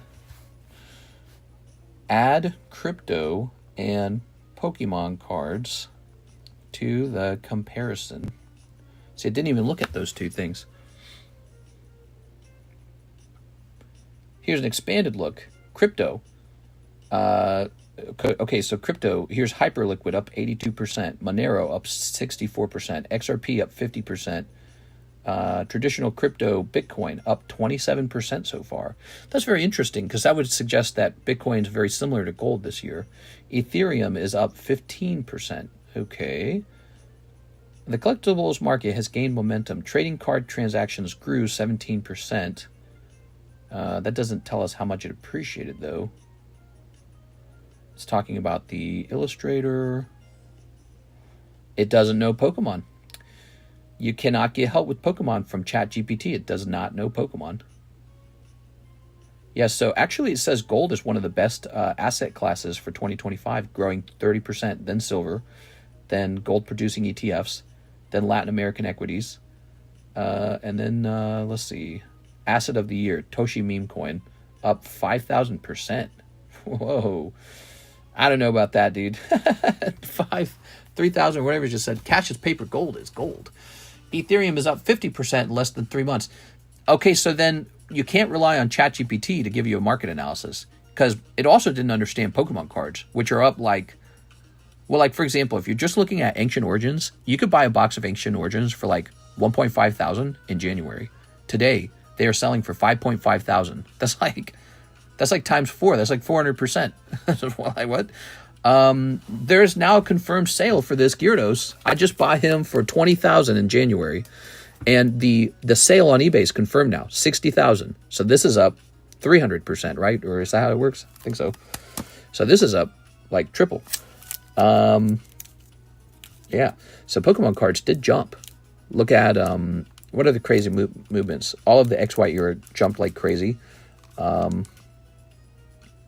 and Shield continued to go up. It all continued to go up, really. I mean, if you're counting from January, right? Yeah, because it went down, then went back up. Frenchie. Never trade Pokemon for money. Tag team. I'm talking about since January. All right, let's go ahead and see who's getting in here. You ready? So we've got Troy getting in. Thank you, Troy. Appreciate it. How's it going, Mr. Troy? How late are we into this stream? It's 4 o'clock, so let's hang out until we're at 15. Here's A. Perez. This giveaway brought to you by Mark Valerian. His name is Hawaiian Rifle in chat, by the way. This is Shinobi. And Justin Brunts. Justin, look at you, man. You're on the giveaway list. Now you have a shot. Because the next move is we roll dice. A 20-sided dice will decide who on this list gets this item completely for free. How nice. No, my name's Jeff. Oh, you're here tonight. How's it going, man? So here's the box. And then after this one, we have, look at this, guys, this one to give out. So he is the second box to give out, too. Pretty wild, huh? Pretty generous month. Yeah, really generous month. Mark was generous. LaFlame was generous. Tyler McCansh was generous. Trying to get all their names right. Tyler McCansh, $450 in YouTube donations. What? I think that might be the single largest YouTube donation to this channel, by the way. This channel has never really gotten that much. That's because we're a shop, so people just shop. That's all they do. But yeah, that was pretty wild, huh? On Tsunami Watch. Oh, right. Yeah, that's right. That is true. Hawaii is on Tsunami Watch. Hopefully market safe. Heard a big earthquake is threatening the west coast with tsunami waves. Yeah, pretty interesting. Global disasters are insane, man. The tsunami's been downgraded, I think, so that's looking like good news. But if you look into like world history, there's been moments in the world where like volcanoes erupt, like super big eruptions, and they blast so much crap into the sky that it like causes global chilling for a while. And it destroys crops and creates massive famine. And anyone living near the volcano dies immediately. You're just dead.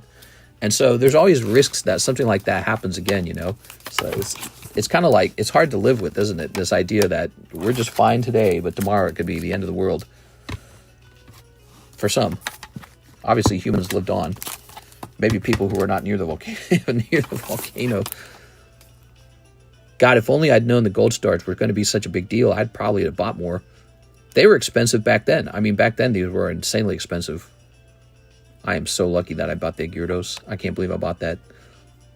Best move. Best Pokemon move. Yeah, so I'm a Pokemon card speculator, and it's been a very lucky thing for me this year. Might be bad next year. I don't know. I don't think Pokemon can go up forever, and they've gone up to such unbelievable prices. Those guys who just bought those cards will be looking to do a flip instead of a hold. Only people who are in it for 20 years will see the real returns on Pokemon cards. You got to stay in it for the long run. And that's very hard for people to do. People are impatient. They see their money wrapped up in a card and they want out. They go, I want out of this. All right, guys. So it is 4:07 a.m. in the morning. This is the Tuesday stream, one of the slower streams of the week. There are no orders in the queue. I think now is probably the right time for me to start working on a jumbo pack. We haven't had a jumbo pack set up in a little while. So let's get that jumbo pack running. I'm going to grab one of these Freerin packs to get started. Time to get rid of Freerin. We'll put Freerin in there for $3. That's like a discount price. Let's put it in there for $2. Let's give it away for free. So Freerin for $2. So she's in. And let's start putting stuff together. What really catches people's attention for this? Let's see. What's the big stuff these days? Well, Destined Rivals for sure. It's got to go in. That's 12. Isn't it 12 now? I think it's 12. Destined Rivals is amazing. So there you go. Destined Rivals got to be in there. Let's see. What else? Prismatic's been selling really fast all of a sudden. Did you guys notice that? Prismatic's been fast. Did you ever send out the PSA submission? No, still being worked on. PSA, it's very difficult to get a big submission like that out. We got a big one coming, okay? So that one's going to be big. Don't want any mistakes on it, so you don't want me to rush it. But I was working on it yesterday, and I was working on it a little bit today. And making Karis feel good. She wasn't feeling too good today, so I was kind of giving her some comforts. Here's a Dragon Ball manga. These have been real popular. Sold a bunch of those. The Jumbo Pack's really fun. Gives you a chance to get a wide variety of sets. Maybe even stuff you normally wouldn't open. If you ever like it a lot, buy the whole thing outright. You can buy the whole thing. You don't have to be part of the break. Once the break begins, just say I want all 4 spots. And then the whole thing is yours. But it equals out to $160 each time. So it adds up to $160 each time. So that guy's in there. We also like to try to place cards that are not on the menu into the break. So here's one. That's nice, isn't it? So there's a little Digimon promo. We'll put this in for $1. Okay, $1. Good. What else are we going to find?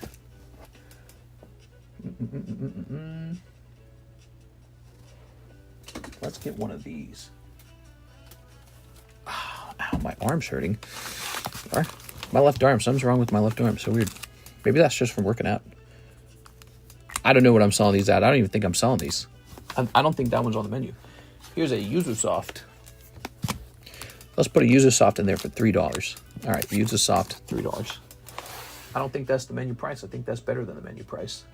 Now, Pokemon Black and White. That's really popular right now. Let's get Pokemon Black and White in there.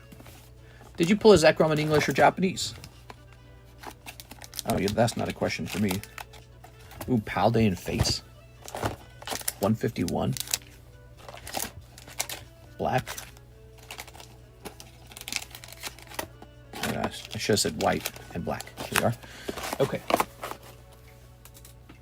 Now, part of the fun of these breaks is we put a lot of wacky stuff in there that, again, you would just never consider. But you're going to consider it because it's a break. So you're going to say, okay, that's extra stuff. So we're getting some core cards, cards that you would definitely want to open no matter what.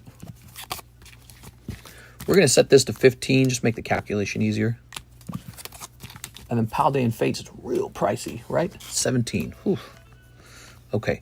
So I feel like this is a pretty good core chunk right here. I like that. So these guys right here, the Destined Rivals is good. We got a nice core chunk of English packs. We got a little Japanese pack back there. That's interesting. Let's go ahead and try to get some other interesting stuff in there. So I like to add the Blockbuster Mewtwo to these breaks. You know why? First of all, I've got a ton of them. So I got plenty. I'm not running out of these anytime soon. Look at them all. So I'm not running out of these. And the second reason is because it guarantees that you pull something out of the box. So I find like that's really good. I might actually take these like this and place them in a bag now. I think it's time to do this. That box has been running amok. Set this back here like that. All right, good. And toss this box away. Zoop. Okay, so this is a $20 item. This item right here is 20 bucks. We're not going to write on it. We don't want to write on it. That's the holder for it. All right. Cool. Gem 2. Definitely a Gem 2. That's a very fun item right now. Gem 2. 7.5. We'll make this 7, okay? Okay, this is 7. So there we go. We got Gem 2. You got to have Gem 2. Now, what's some stuff that you would never open?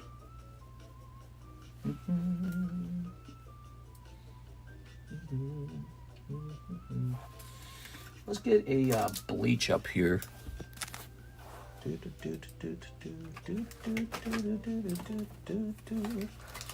going to get one of these. That's a Naruto. We're going to get a SpongeBob. And what else do we got? You know what we have not been selling a lot of? These solo leveling cards have not sold very well in a while. And I bet you it's because their prices come down. Because when it first came out, I bet you it was really popular and the price was higher. Let's see. Solo leveling is going from $8 to $6. Big price cut. Solo leveling, now $6. Okay. So we're reducing that. That's pretty significant. $6. There it is. And now, how close are we to 160, I wonder? We're probably pretty close, actually. What else we got room for? Ooh, let's get one of these McDonald's cards. I love these. So people don't open enough of these. They're quite good. And you forget they exist, but it's quite good. Here's the McDonald's. I want the Crest of Friendship. Okay, McDonald's Dragon is $5. That makes this one of the cheaper booster packs to open. If you didn't realize that, there's one of the cheaper things you can open. Okay. Where's that Animal Crossing? That's always fun. I like the Animal Crossing. Ugh. So, people requested this and we added it to the menu. These are actually really nice because they also count as amiibos. So they will work with your amiibos. There it is. And these are also gradable. So you got gradable Animal Crossings. So that's 10. I do not remember the price on all these things. So let's try and get the bleach. Union Arena. Bleach. 6. SpongeBobadoo. SpongeBob. Probably under other card sets. Yep. $3 for SpongeBob. Very cheap set. So that is a $3 booster pack. You can open some of that right now if you want to. The Naruto is $5. Okay, Naruto, 5. Okay, good. Let's go ahead and start calculating. Tomorrow's another day. Okay, I want in and out. Today I had a steak dinner at a restaurant. Mashed potatoes, broccoli, steak. And then at home, I just had some scrambled eggs. That's it. So that was all of my meals for today. And so I'm actually a little bit hungry. And that's exactly what I want. I want to be a little bit hungry at the end of the night. Because then I know I'm not overeating. Okay, that's 20. Oops. Because if I eat till I'm full, I know I'm going to be gaining weight. That's how my brain is set up, apparently. It says, yeah, you can engorge yourself on more food. Why not? What would be the problem with that? Well, I don't want to be fat. Here's this. Here's 3. Here's 4. Here's 1. Here's 6. Here's 17. Oh, we might have gone over. And 2. We're at 168. 168. So we are over. We need to reduce by $8. Show me $8. $8. All right. So we are losing the Gem 2. The Gem 2 is coming out. Okay. So we are still slightly over by like $1. All right. Away you go, Gem 2. Okay. In China, fat is a sign of wealth. Well, we're not in China. We're in the United States, bro. And I'm pretty sure it doesn't work that way in China. In China, they probably ruthlessly make fun of you in China for being fat. That's what would really happen. You'd probably be heavily discriminated against. We're all woke and progressive in the United States. We're very nice, very moral. China's not that way. They'd be like, hey, fatty, how about losing some weight? So they would ruthlessly bully you. You'd probably miss out on all kinds of jobs. There it is, the jumbo pack break. It's in. Yay! 1 jumbo pack break. I hear in Asia, if you are overweight as a girl, you are ruthlessly bullied. And as for men, I don't know what happens to men, but I know it's so bad in Japan, they basically, your boss warns you that you're not supposed to be overweight. Your boss gets involved in your personal life because the government tells him to. He says, wait a second, why are you so fat? Fatty McFat fat. Wee! All right, here's Victor. Not me, I would never say that. That's very mean stuff. Here's, but in Japan they might say that. All right, here goes. You might be talking about an older time period when there was no food. That is not the problem today. There's too much food. It's the other way around. Here it is. All right. Victor is in for the jumbo pack break. Very popular. All right. I would see a super wealthy then. And have you seen that new Gundam? Yes, we have ordered some. I'm half Chinese. I can't attest to what Mr. says. I can attest to what Mr. says. See, I can't go out to eat like that in a restaurant. I cook at home mostly, but a nice steak dinner is always good. I got steak. Kare's got the chicken nuggies. She's a real chicken nuggies type. She said, you know, I'm just going to get the chicken nuggies. She was saying it like I was going to get angry at her for getting chicken nuggies. I was like, you get whatever you want. Doesn't matter. They were like $25 for chicken nuggies. Why do they charge so much? All right, let's see. So now we have, click. Salvador Sabavi. 1 OP9, 2 boxes, PRB2. All right, so OP9 and PRB2. I got to get more OP9, and I got to get more PRB2. I'll be right back. Okay, let's see.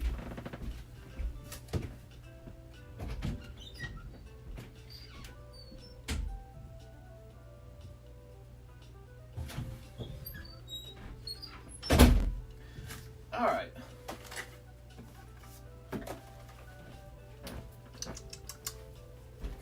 Climb over here.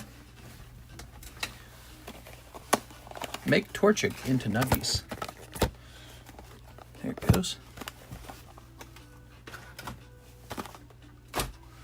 All right. We got it. Miss Sarah. Dang, Sarah, you're a boss over here. Look at this. This month brought to you by Sarah. This week. Holy, bro. Let's start with your 2 boxes of... No, let's start with your 1 box of OP9. Let's start there. Okay, 1 box OP9. I like to get the side of fries and water. When they say that we don't sell French fries, I say I'm out of here. What? There it is. Okay. Good. Sarah is a Saudi king in real life. Sarah. Oh, Sarah. Here you are. Good. Is Sarah Dusenberry Minister's alter ego? Okay. And Manga, his pack-ripping split personality. I'm going to snip this. And Sarah is the Lisa Nagaib. Lisa Al-Gaib? Is it Al? Al? Lisa Al-Gaib. I don't know how it's pronounced. There you go. So humble. All right. Very good. Bozoinks. So, what do we got here? We've got this guy. These. This. Oh. She's so humble. That's right. All right. Okay. Do. Okay.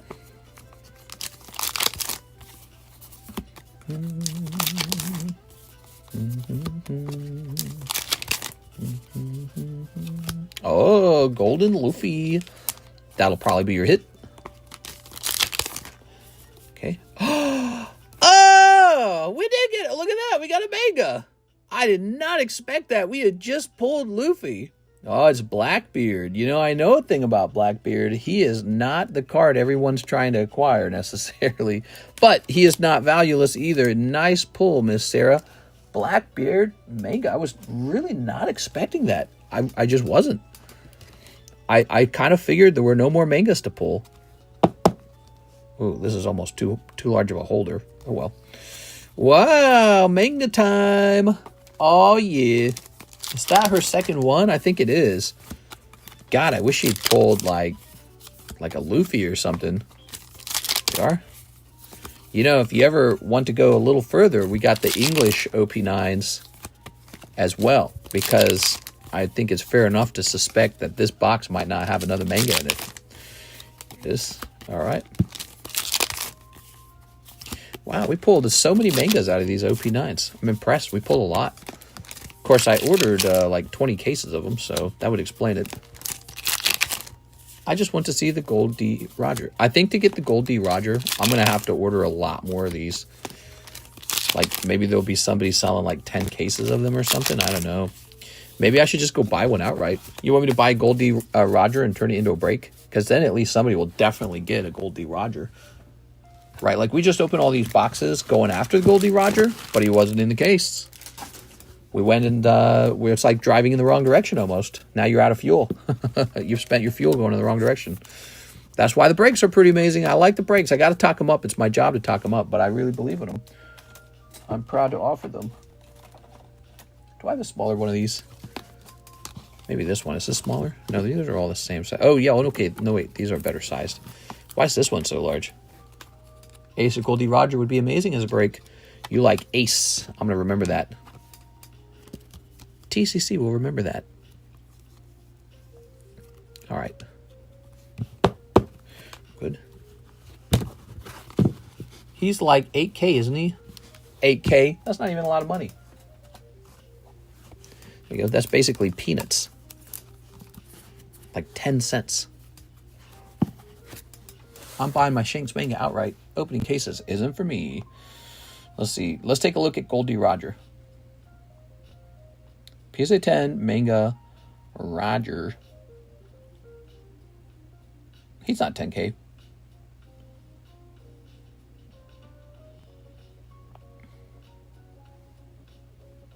He is so expensive, though, that he would be kind of like a mega break. Yeah, he'd be a mega break. OP9 Roger, huh?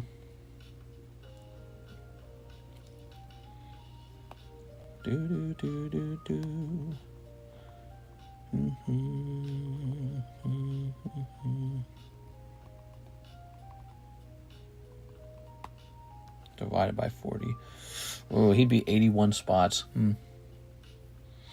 81 spots. That could be 4 rounds of 20 spots, maybe. 4 rounds of 21 spots. Now, let's see. Divided by 40. Oh, no. 32 divided by 400. So he would be a mega break with 8 total mega spots. Wow.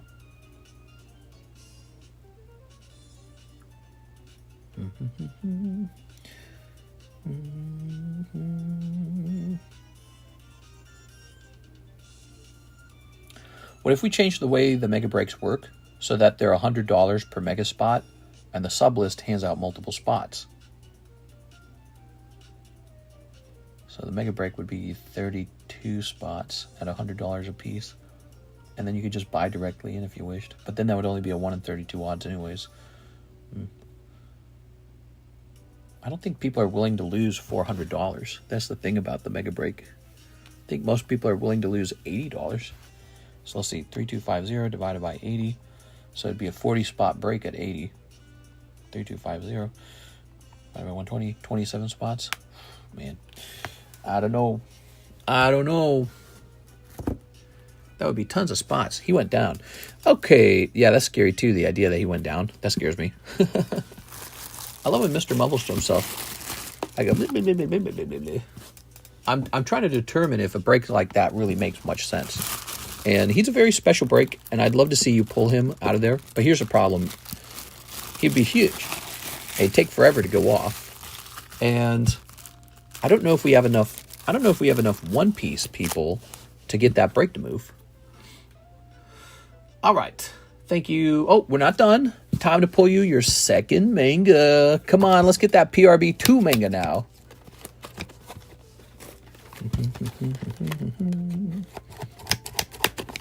Okay.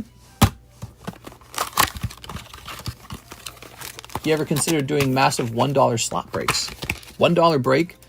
So here's the problem with that. It's a fun idea, $1 break, but there's like a flat fee you have to pay to PayPal for every transaction. So the way their fees work, it's like a flat fee of like 50 cents plus like 3.5% or something like that, right? So those flat fees might change for tiny microtransactions, like dollar transactions. I'm not sure, but whatever it is, I'll always pay that flat fee. And I don't think, plus the fact that it would take, like, what are we going to break this? 15 spots? Old made, $1? Nah, dude, it's just too small of a, why not do penny breaks at that point? Let's do penny breaks. Get a $1 card, 100 spots. Just kind of running around in circles at that point for fun. Okay, I want that Sanji so bad. Here we are. Okay, let's snip this. To Mister, that's pennies. $1? $1's not a penny. A penny is a penny. But it's like, you know, you get it right. Who's dealing in dollars anymore? Even candy bars are like $2 these days. You want a donut? $2 donut. Probably more than $2.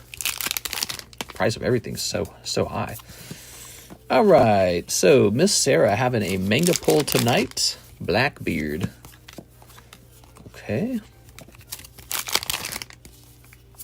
Why not make an exclusive CASHAPP break? What if we made an exclusive ZELLE break? That'd be interesting. Exclusive ZELLE break. And because there's no fees with ZELLE, I reduced the cost of the break by 3%. Be interesting.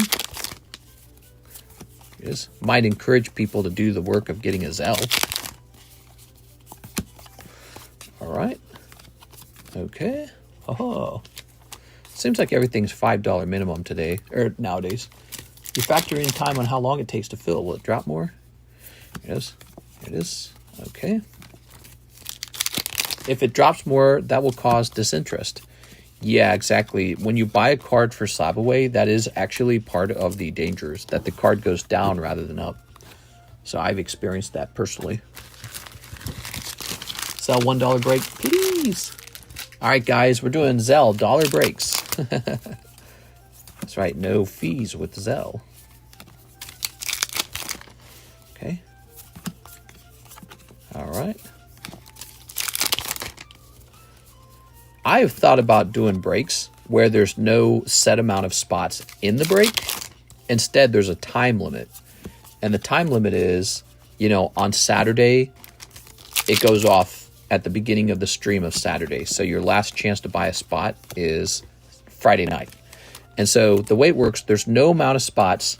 You know, like how normally we have a set number of spots, right?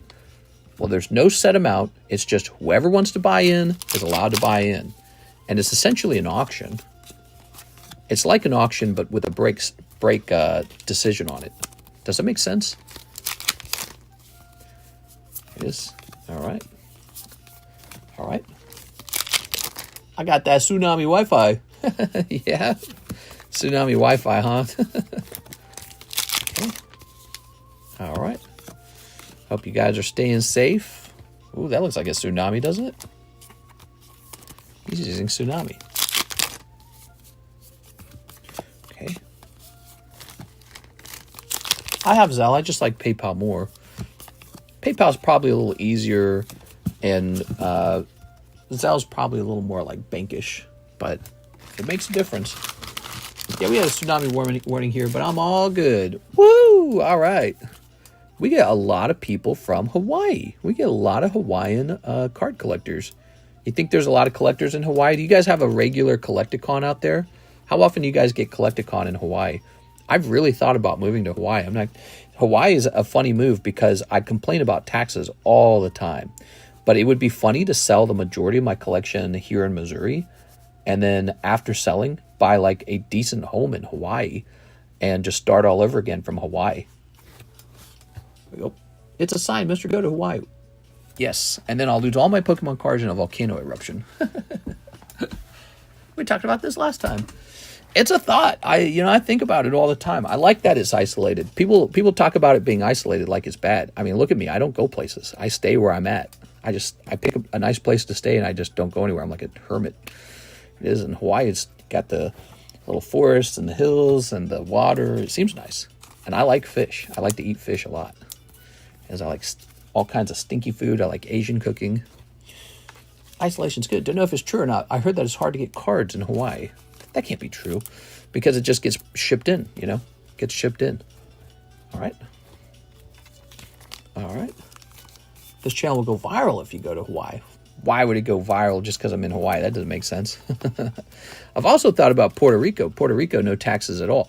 But I looked it up. If most of your income comes from doing business with the states, you do have to pay federal income. So we do not get an advantage in Puerto Rico.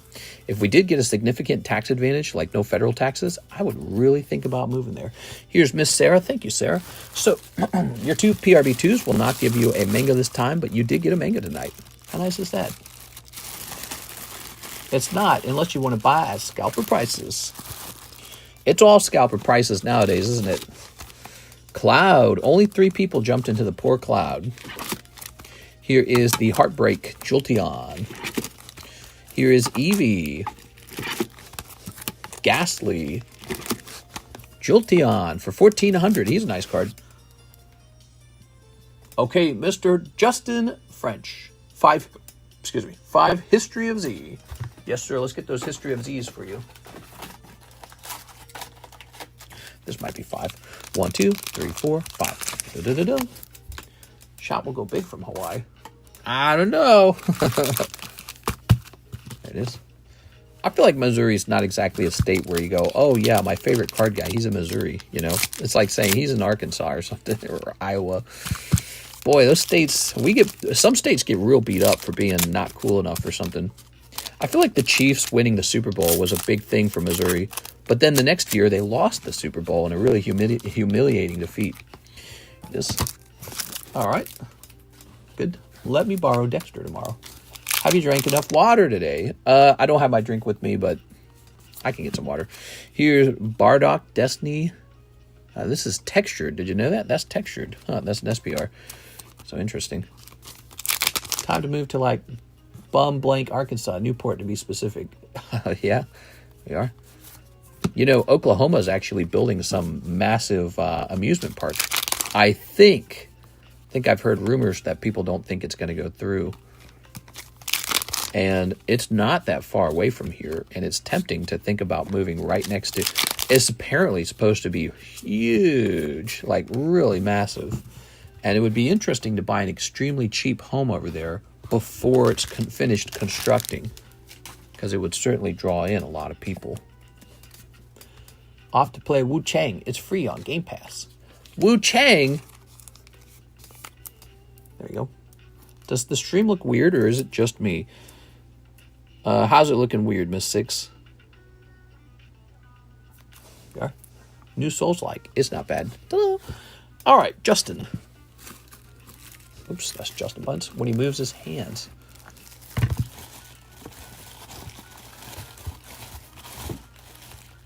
Like a blur. Still having a problem with that, huh? Let me feel this. Phone's warm. I wouldn't call it super hot anymore. Yeah, the phone is warm, just a bit choppy. Stream is running at like 15 FPS.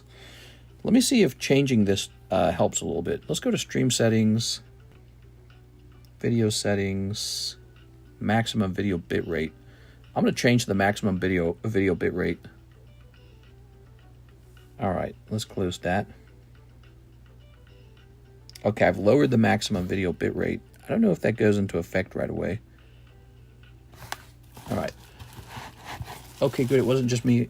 Laugh, I was dying. So, Justin, is this a new bag for you, Justin? I think it is, isn't it? New bag. There it is. B2 Networks, woo. We are having a problem. It seems to have begun yesterday night. People noted that there were frames dropping. I'm noting that the camera is hot. We don't know what could be happening. It's probably a hardware problem with the iPhone. That just happens, I guess. Okay, there goes. All right.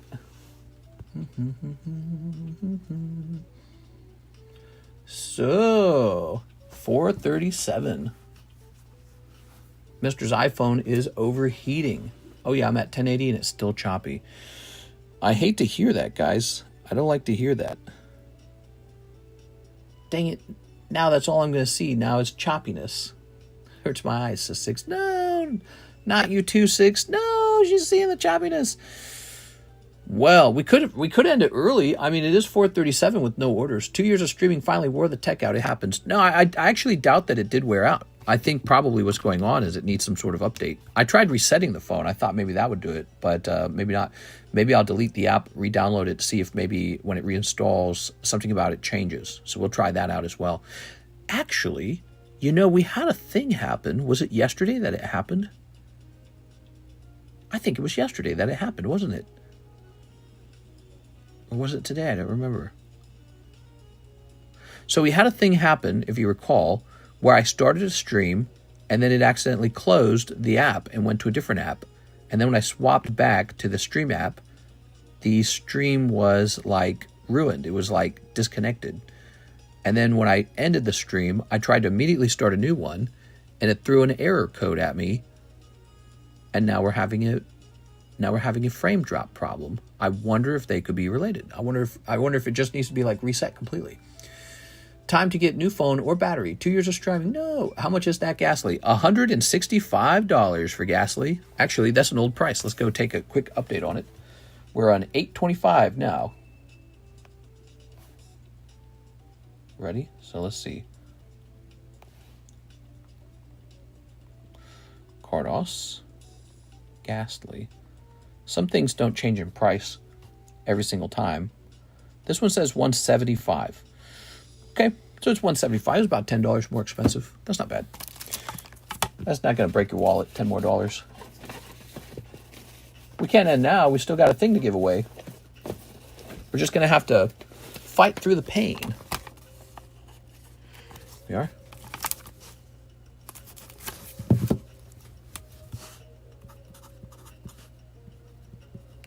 You going to play some Night Rain with me after this, Six? We are. All right. Chopped of Us. No! He said the Chopped of Us. I'm going to be a father. I'm going to be a father. Here's Squirtle. That's a good Squirtle. I like him. You got a chance to buy him before he goes up into that Poke Shuffle, because, man, he deserves to be in that Poke Shuffle. All right, what's this? What's this? Aovix Meowth. Kind of like that one. That's nice. I'm curious if you own any of the full art cards from Black and White, like the Reshiram or Zekrom. No, I never invested in any of the black and white cards. I simply thought they looked rather ugly. Rather ugly. No uglies. The chopped of us. I'm going to be a father. No, you ain't. Now I notice it. I'm at 360p. Now that's all I'm going to see is choppiness. This is one of the best streams I've seen in a long time, says Isaac. Oh, thanks, Isaac. I appreciate that. What do you find entertaining about the stream, by the way? Give us some feedback. What do you like? What don't you like?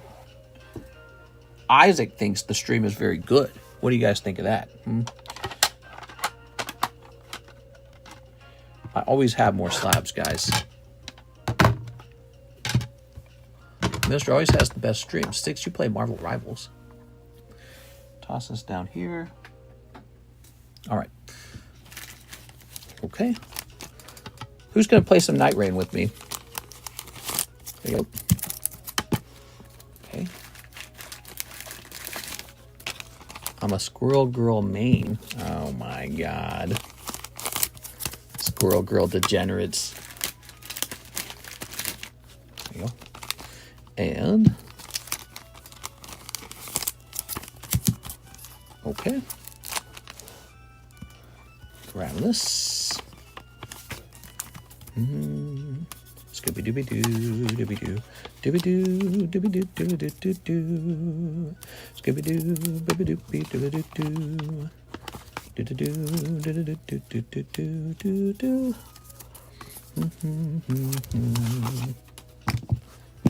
All right, let's see.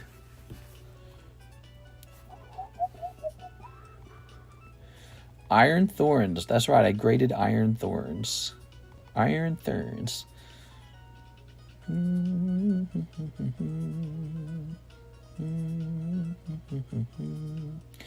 Not even one for sale. So I get to set my own price on this.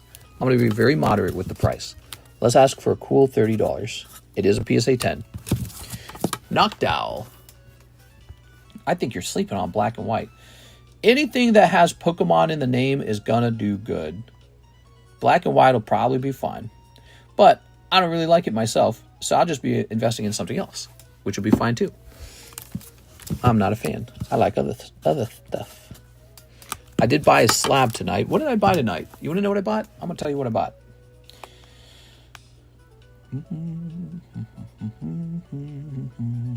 Well, I bought a fresh box of MetaZoo. You guys were here for that, right? The Kickstarter box. So we're getting a fresh MetaZoo Kickstarter box in. So that's cool. And then I did buy something. I bought Rainbow Dragonite for $1,600. Yep. Right here. That's going to be Topps Rainbow Dragonite 1.6. And that's kind of a high price for that card. I think that's a record price on it. But, you know, I feel like it's time. Let's see the original listing. Okay, good. So, can I just click on this? No, it doesn't work. All right, let me put this in my photos. All right, you guys are not allowed to see my photos,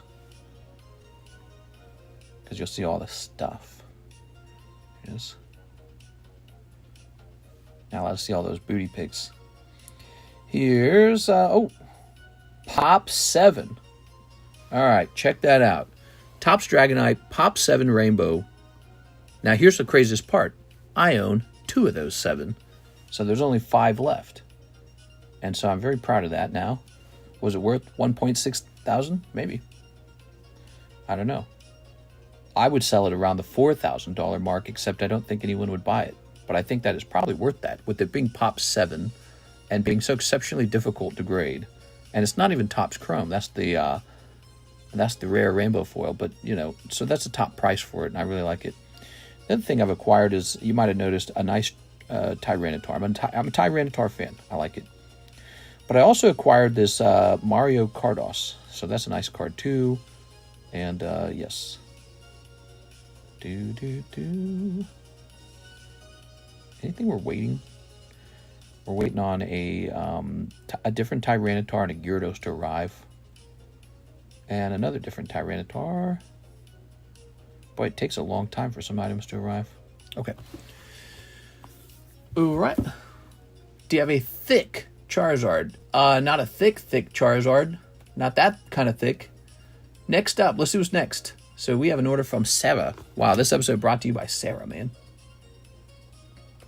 So, Sarah, you've got send Blackbeard manga, Japanese Team Rocket Mewtwo, and Vaporeon to wherever you think is best. All right, you got it. So Blackbeard is going right off to PSA. Okay. Now you said Team Rocket's Mewtwo. That's going to be up here without any doubt. Okay, Miss Sarah. Here's a Jeff Leon bag. Sarah ... Okay. Good. Toss this away. Now, if you paid for PSA grading, I might just do PSA grading for all of them. PSA is kind of like the top thing right now, unless you thought that these cards could be a black label. I would not bet on black label. Yeah, this guy's actually slightly thin on the bottom, so there's no chance for black label on him. He's going to go to PSA. There it is. Good luck. I hope you get 10s on the Blackbeard. I think he's, even when a card's off center, can still hit that 10. How many sealed cases of English OP9 do you have? None. None. Actually, there are no more sealed cases of OP9. I have 2 open cases. There are. All right.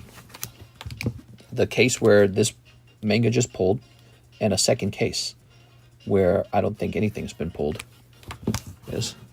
So that's what we have. Okay. Wonderful. Oh, let's mark this for PSA, by the way. Thank you, Miss Sarah. Sarah the big dog. All right.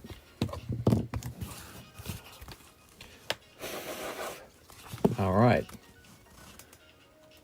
Sarah, give us some dating tip. What do girls like?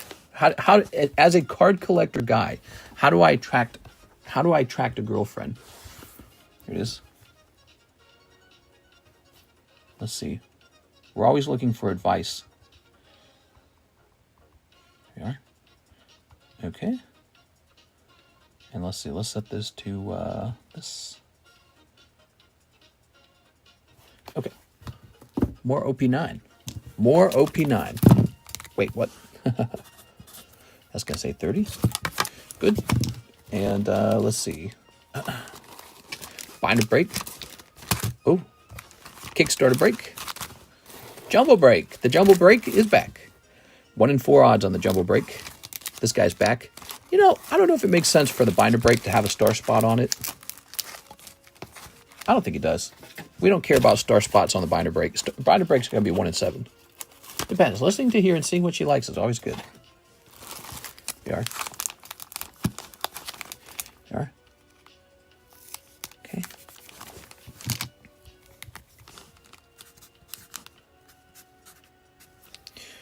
Oops. All right. Ooh. And we'll place this here.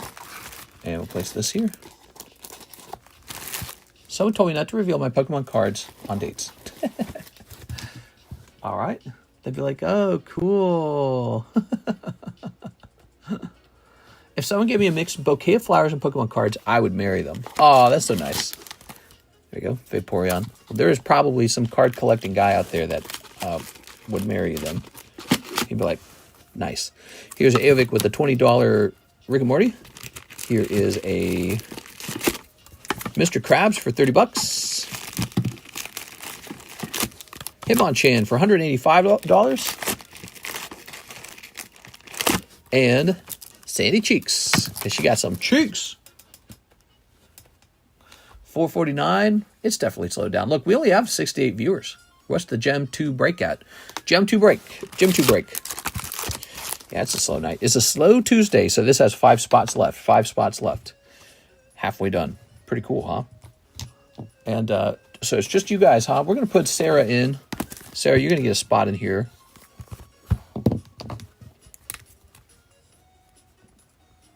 Sarah. Okay. Okay, now let's see. 4 more people. 4 more people.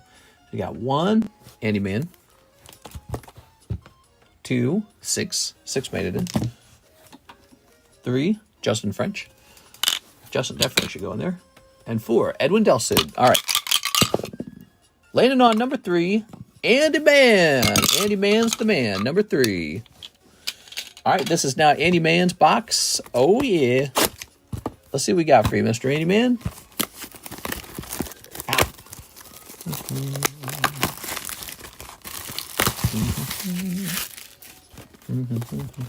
That's one whole free booster box from our friend, Mr. Mark. All right, who is Hawaiian Rifleman. There you go. Very generous, very generous. Okay.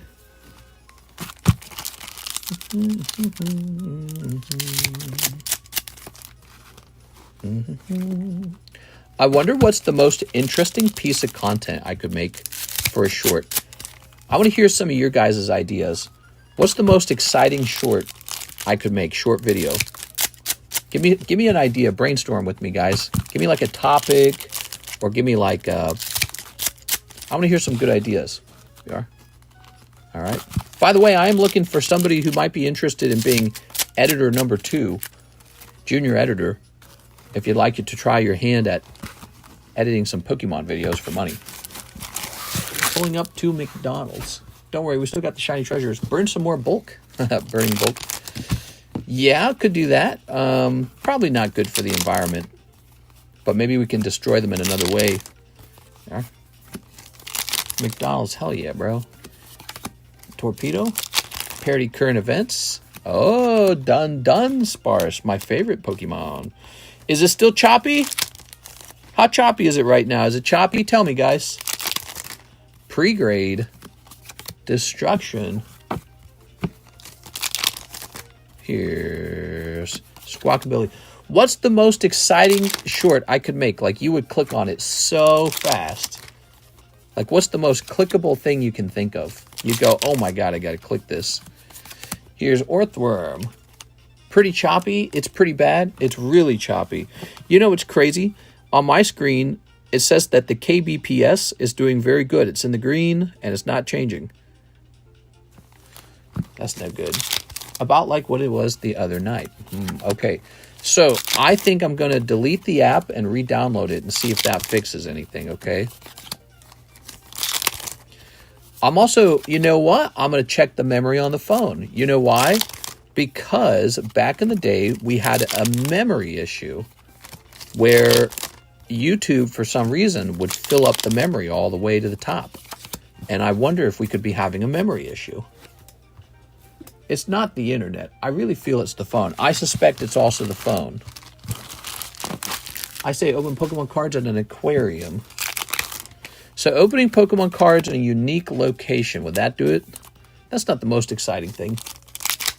Opening rare stuff. Now that's very easy. Yeah, if I had like a fresh booster box, a Pokemon First Edition, and we were opening that, that would probably get plenty of views. We're not going to do that for obvious reasons. So opening rare stuff is the obvious answer. What's a less obvious answer? Oh, there we go. We got Barioth. All right, Barioth coming out. How nice. Okay, you should take tomorrow off and figure out the choppy problem. I like when you open a full box of something. One whole box of Pokemon cards in a minute. Those do all right sometimes. Sometimes they do really well. So probably just continue making those. But how about a new thing? What else could we do? Someone stole the art for Pocket TCG, new mobile game. I heard about that. What's something that you would click on right away because it's so clickable? Called the best way to get free Pokemon cards, then watch the streams. All right, there we go.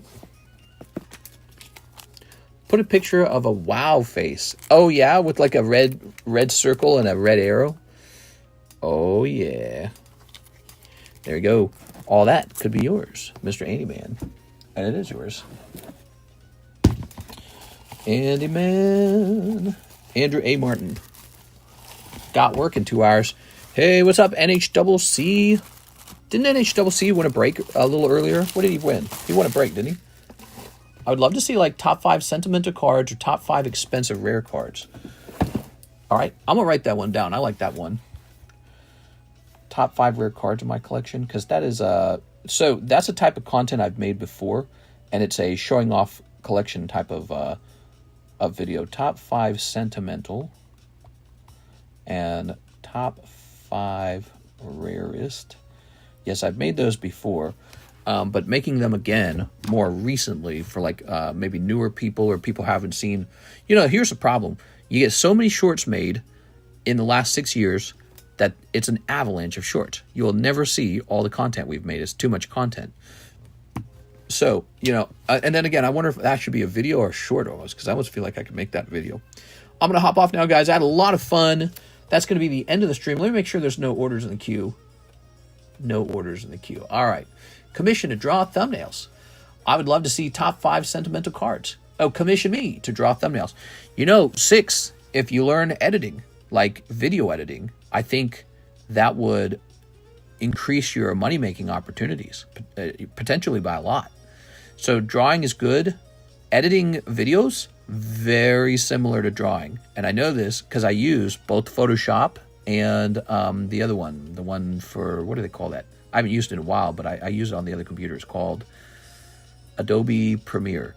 So I use both Premiere and Photoshop, and you will find that they are surprisingly similar to each other. So if you're good at image editing in a piece of software, you're going to learn many of those exact tools are the same ones they use for videos. And, you know, I think there's so much opportunity with video editing out there. There's so much opportunity. All right. Not a bad idea. Learning a skill is what makes you rich, guys. I'm going to go ahead and hop off now. I think I'm going to go play some games. I'm going to go play a game, and then I'll think about what video to make. See you later, everybody. I wonder if it's just an autofocus issue caused by the camera trying to zoom in. Could be. All right, see you later, everybody.